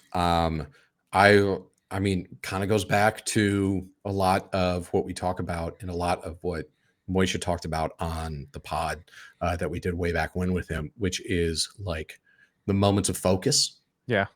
And your stage planning. Oh, yeah. And on kind of that hallway stage on Bay 1 that we talked about, really easy to overrun some of those. Yeah. Really easy to kind of get yourself in a pickle where then all of a sudden you're like leaning around and then you're skipping rounds off a barrel and it's going into a no shoot. Yeah. So in terms of like, hey, what do we need to work on? Because team number one. Yeah. But it's just I had Big John really helping me out a lot in terms of like that first stage. I was so fogged out. And I was just like, what's this target doing here? And he was, and it was just like bouncing off somebody. And I feel like there was I could have done a little bit of a better job helping you out in terms of like, hey, here's what I'm seeing on the stage. Yeah. And we could have come together and collabed a little bit more. Yeah. Thanks for that, Paul. Thanks for that, Paul. Yeah. I kind of screwed you on that one. But we're on different divisions, and if you want to go out, like I like shooting with my friends and I want them to succeed as much as I want myself to succeed. So like, I want to be able to say that I beat somebody on their best day because, and we both we're kind of at like, we both can say like, hey, there was no fat that was left out here. Yeah. And we left it all out there, and who comes out on top, not like, well, this guy had the flu. Yeah. Like, no, I want to, I don't want an asterisk in whatever comes on this one. You know what it was? And I talked about this. This was Thunder last year for me. That very first stage, I missed that one target. Mhm. I wish they would have gave me my score and not told me I missed that target. As much as I try not to be in my head and not drag previous stages with me, as soon as they were like, you missed that one, I'm like, fuck. And so like every stage after that, don't miss a target. And then like that shooting the steel driving, you miss those 2 targets. I was like, dude, come on, man, get it together. So that kind of, it took me to that airplane stage, because that airplane stage, I didn't miss anything, to kind of get my, all right, come on, we're back in this. Let's get moving. Let's do this. And that kind of brought me down a little bit until we got to, I think, that airplane stage, which was the 4th one. Because the 3rd one, I think they said I missed the target, but I think it was a close enough cardboard to where I just put my rifle in that direction and just blasted 2 shots and kept moving. And it was a failure to engage. And I'm like, I think I might have engaged it. I got to watch the tapes. Maybe I'm wrong. Maybe I just ran past it. But it wasn't until like that 4th stage where I was like, come on, man, get out of your head. You got this. You did all right on this stage. You got 2 more to go. Let's make it happen. And yeah, so I'm slowly but surely starting to get out of my head and just keep moving forward. That stage is done. You can do better on this next one. You really want to make it happen. Push yourself. And I feel like I did better than last year, so I'm not mad at myself for that. Yeah, I missed some targets, but I still did better than I did last year, and I'm happy with it. Why not? Well, I'm gonna grab my rifle quick because I do want to talk about it and just kind of walk through what I got there. So tell the people a joke. I'll go. Well, don't put me on the spot like that. Out of the people that went with us, it was me, Big John, Paul, Jeff, and Scott. And if we were all members of the movie Police Academy, I have it narrowed down. Oh, geez. We're doing. What? Are we going to do this now? Just really quick, really quick. Okay. Okay. Big John is Hightower because he's Big John. Okay. Right. You have to do that. Now, me and Jeff were arguing between me and Jeff who's Zed and who's Motormouth Jones. I wanted to be Mahoney, but it took me till last night arguing this with my child and my wife who Mahoney is because I wanted to be Mahoney. And then it hit me. Paul is Mahoney. Okay. I am not a Mahoney. I forgot about Tackleberry till Jeff brought it up, but I took the honor of just saying, you know what, I'll be Zed, okay? Because Scott Sketchy Lefty is obviously Sweet Chuck because he's the only one that had glasses on, okay? And Jeff is Motormouth Jones because he was just making all the sound effects for us, and that leaves it at that. So there's no Tackleberry, even though I wanted to be Tackleberry, but John's like a Tackleberry and Hightower and both combined. So I can't name all of the characters of Police Academy as well as you can. Well, okay, now see, this is Police Academy 1. There's some one-offers in here. Okay. Okay. There's the true group. Like if you start over there's Mahoney, that guy with the glasses to the right of left of him. He was only in the first episode. And there's Motormouth Jones. Which is right here. Those two. Yep. Motormouth Jones is the guy that makes all of the sounds, right? Yeah. Vroom, vroom. Okay, gotcha. Yeah. Gotcha. And then Hightower's the big dude all the way to the right. Over here. And see, there's no Tackleberry in here. There's no Zed in here. You know, that's a bad depiction. You got to go to Citizens on Patrol. I believe that was Citizens on Patrol. Okay. Citizens on Patrol. I believe that was the third one. So let me see if I can find that one. So that's just, I think we should all just start wearing cop uniforms with names on them when we go to the next competition. You couldn't pay me enough. Come on, dude. You're Mahoney. You don't know what a privilege it is to be Mahoney? Hey, I understand it. I'm not putting on a cop uniform though. Whatever. Is this the one where they go up in a plane? Citizens on Patrol. Oh, Citizens on Patrol is Police Academy 4. Oh, my bad. That's the best one if you ask me. When did they jump the shark? Because I think I've only seen one. Oh, dude, no, you got to get it on your Police Academy movies, dude. How many are there? Like 6, maybe. The article that I was just looking at was like, there's no good Police Academy movies. There's not, but they're awesome. If that makes any sense. There's not, but they're awesome. Yeah, so dude, none of the 80s. movies are good. Like once they go to Miami, it's trash. Like, you know, Revenge of the Nerds is good up until like the third one, and then like, oh, our kids are in college. You know, I remember when I was in college, and it's like, no, I want the original Nerds. I just want like a cast photo of. Like, you're Mahoney. You're Steve Guttenberg. All right. Steve Guttenberg. Yeah, that's you. Whenever I hear the Gutenberg, I always think of the Gutenberg. I just want to hit on some more bullet points on our trip. Yes. One thing there's no t-shirts.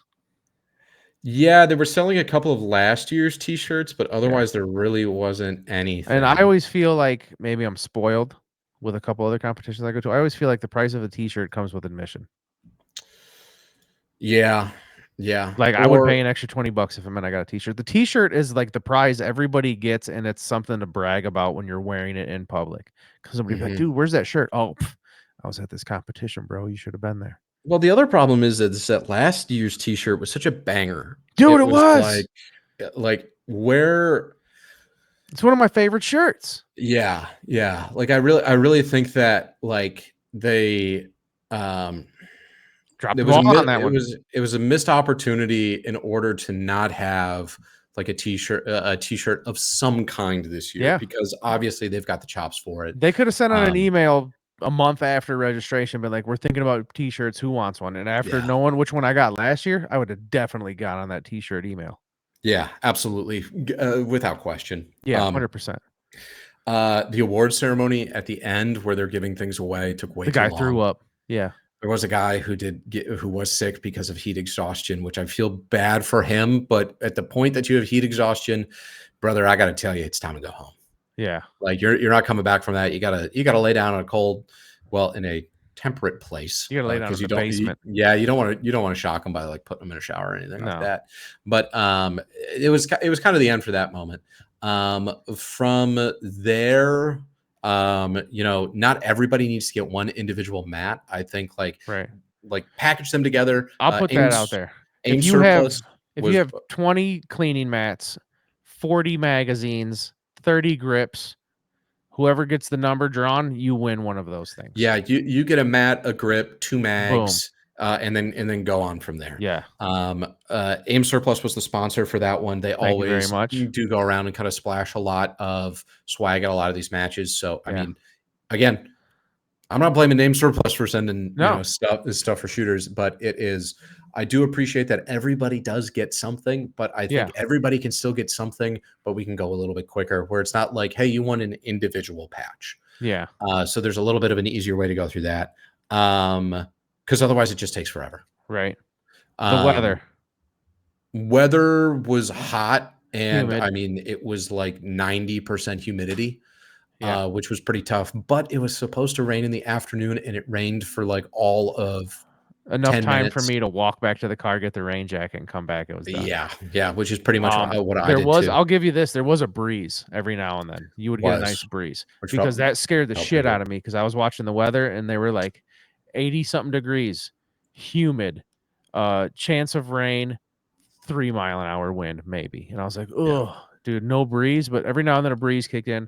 Show had a fan. A couple people were breaking out the fans, and one bay had them big fans under the enclosed area for you. Yep. Wasn't terrible. You could survive. It was enough to live. Yeah. Yeah. The one thing that really pissed me off, though, I know you want to talk about your rifle. I just want to knock on No, those I'm bullet good. points. There is a coffee shop in town. No, fuck this place. There is a coffee shop in town. I didn't even look up the name because I don't like it this much. Last year, we went there. Anybody who listens to this that drinks coffee, right? When do you drink coffee? Late at night before bed? Mid-afternoon? Maybe. I can see that. But most people in America that drink coffee do it in the morning when they wake up and when they're about to start their damn day. Okay? So if you were in a town and you say, "Oh, look, a custom coffee shop." You know, they must have some good coffee. I don't feel like going to McDonald's. I don't want gas station watered down coffee. I'm going to this coffee shop. It's 7 a.m. Me and Jeff roll up. They are closed. Last year we showed up. The coffee guy who makes the coffee wasn't there. They were open. We walked in, but somebody was there saying, the guy who makes the coffee's not here. It is hot water and ground beans. Make me a cup of coffee with these expensive beans you have because I know it's going to taste better than the gas station, and let me be on my way. You can't own a coffee shop and not be open before 6 or after 6. Like he should have been rolling at 6 a.m., dude, on a Saturday after Friday night hangovers. Get out of here, dude. That drives me nuts. And that is the Craven Coffee House of Carroll, Michigan. Craven Coffee House, Carroll, Michigan. You suck. I'm sorry. But like, get it together, dude. What do you think? Made a lot of money. What do you think about the motel that we stayed at? We've stayed there Woody's 2 years now. Woody's is a cheap $100 a night hotel for 2 beds. It's what it is. I am a man who have stayed in many a dive hotel working on the road. Okay. I've been to the Super 8s. I've been to it used to be a Super 8. Now it's just called the Inn. You know, I'm a fan of Super 8s because they got the waffle maker, the Belgian waffle that you flip. Love them. I've stayed at fancy hotels where there's, the continental breakfast that's just the whole like auditorium full of food. Yeah, it's continent that you recognize. Yeah, I've stayed at the ones where they give you the wrapped Danish and, dry cereal that's stale because it's been in the Twister thing for months.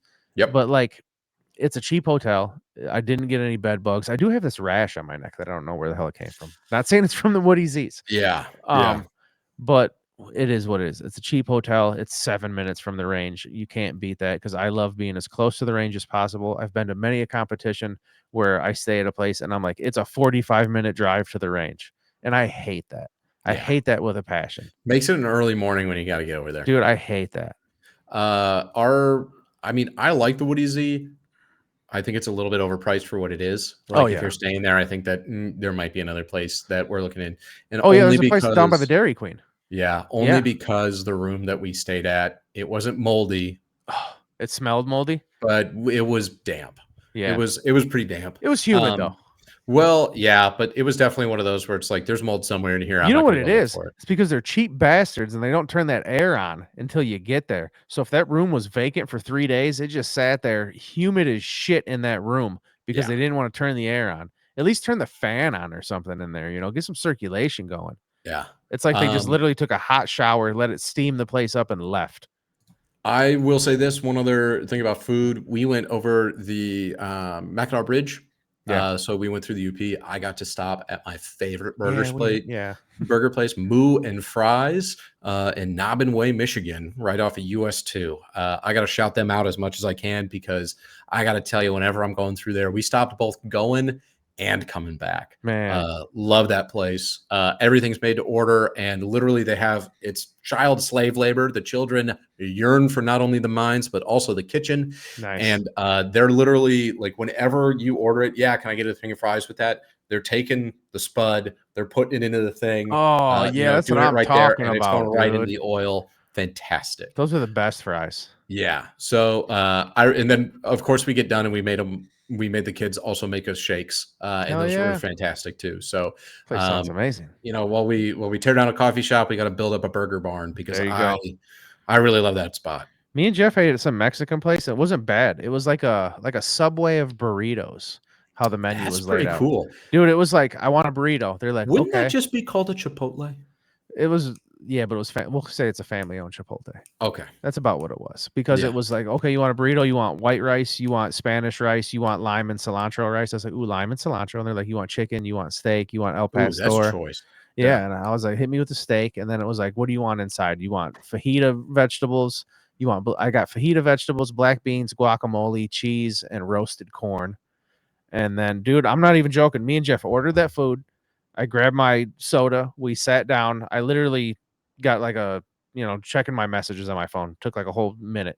And then boom, burrito right in front of me on a plate, gigantic football-sized burrito. Oh, I was yeah. like, that's what I'm talking about. Best thing Was to eat before a match? Maybe not, but it was delicious. Did you feel better physically at the match than you did last year? Because we got pizza the night before. I didn't dude, the pizza weighs me down. I mean, Yeah. granted, like I said, the burrito, probably not the best, but I had meats. I had some somewhat clean carbs of just rice and, some veggies in there. Definitely better than a pizza move. Right on. Any other bullet points that you got? Besides people using the hard R word on our second to last stage, that made me uncomfortable. And I'm talking about rain, is when people were talking about it raining. Yes, it drizzled a little bit our second to last stage, but that was all. I just wanted to mention that. The forecast said rain at about 2:00. We got, like you said, a whole 2 minutes worth of rain, and that was it. I'm very grateful for that. Other than that, dude, no. 24 out of 30 was our score for the stages. So not bad. Not bad. Yeah, man. I don't know. Other than that, I very much enjoyed my time at Mitten State Mayhem. Will I be going back next year? Probably. It's easy enough to get to. I like the range enough. I kind of make a little vacation out of it too, because I really do like northern lower Michigan a lot. So we took our time coming back. But I gotta, humble moments over. I gotta talk a little bit about what I did here. Yeah. So I am also shooting an M23, but I'm shooting in 5.56 because I'm a gentleman that way. Classy, man. We're gonna go butt to tip. Let's do it. So one of my favorite stocks is what I've got on here, which is I should know this, but it's the Magpul. It's either Magpul SL, I want to say. Okay. So it's kind of their clone of it's the SLS, like a SOCOM stock or something like that. Right. I just kind of like the big cheek piece that comes on here. And then you also on yours, you have the SIG folder, which I think they call like the MCX version of that. Yes.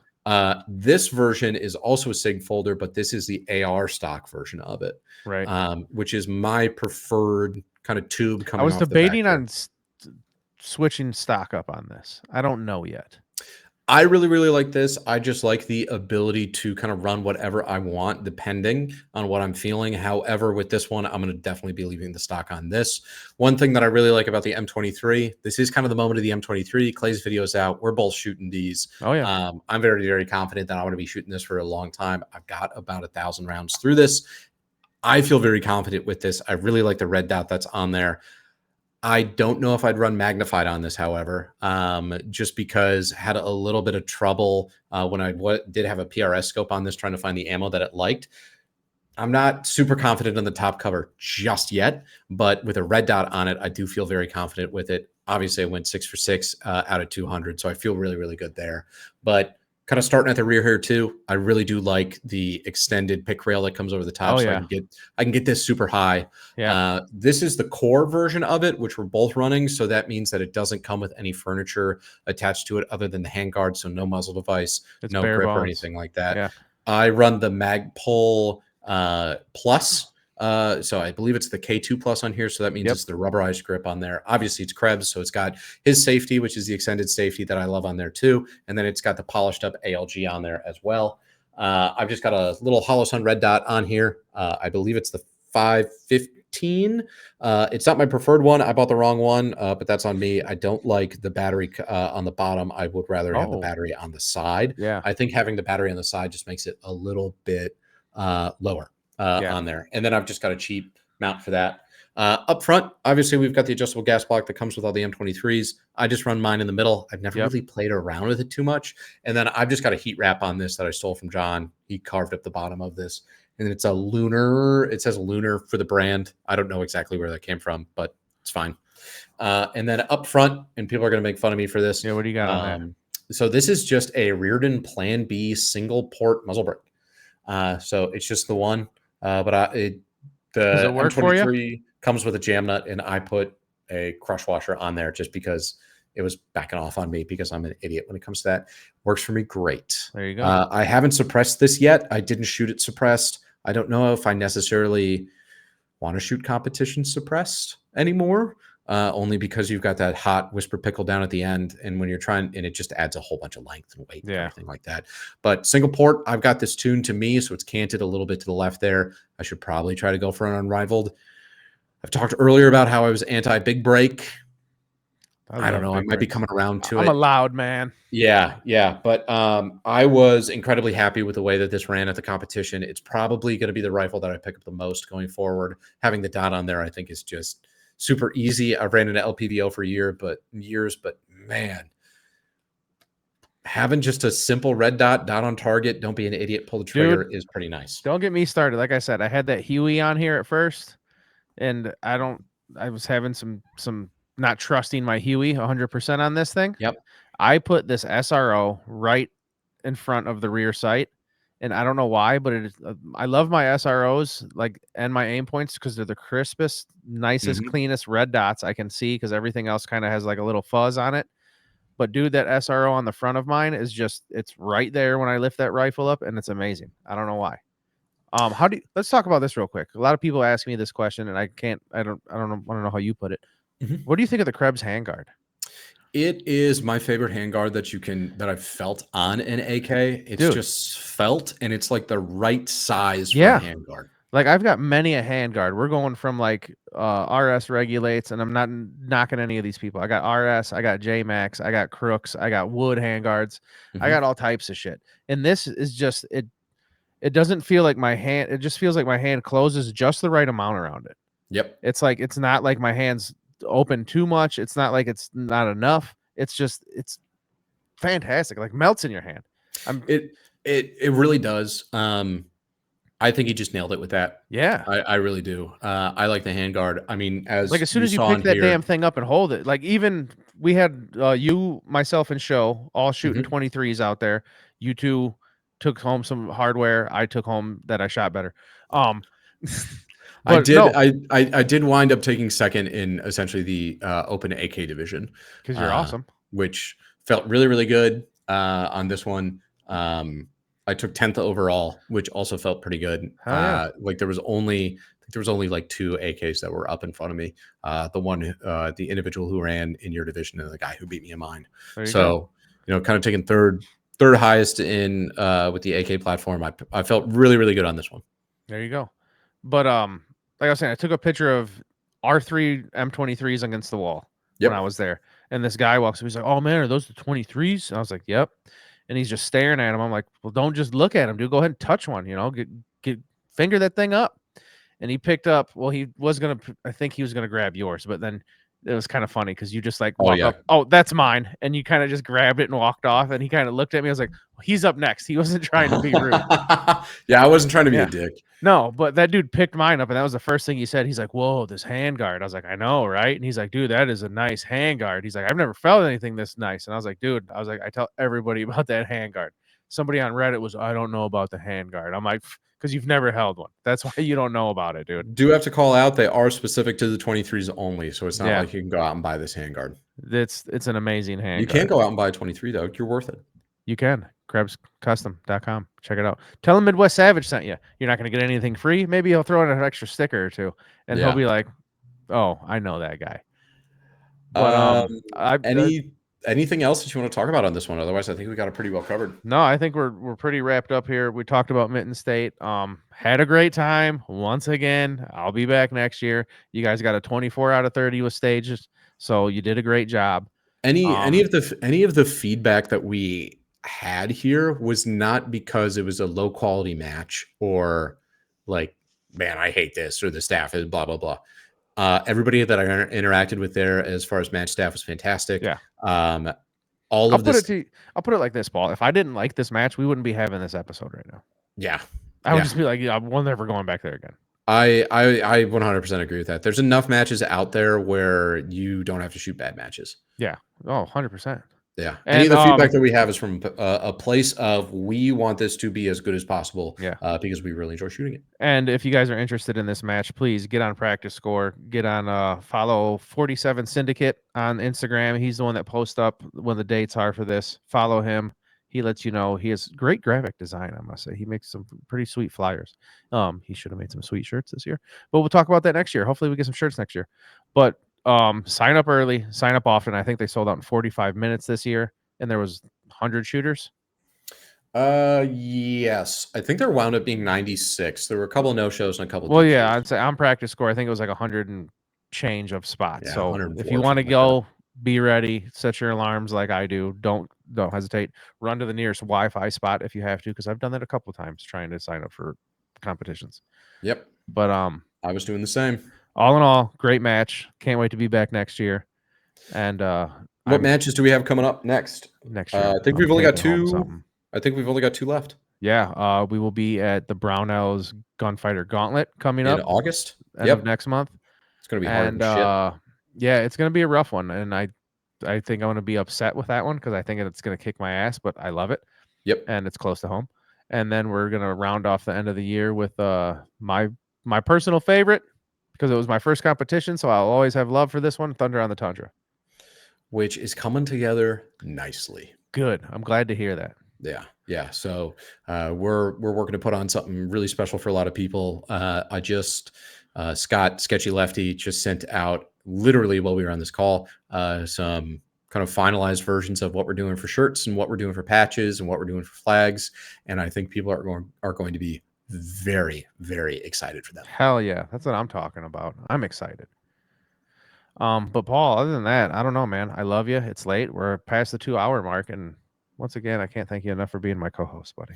Hell yeah, brother. Thank you for bringing me along with this one. As always, I'll do it this time. Don't forget to hit that like button. Don't forget to hit subscribe. And by all means necessary, get out there and shoot matches.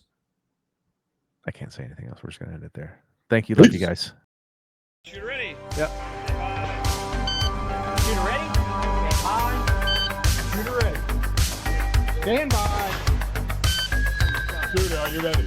Stand by. Shooter ready. Stand by.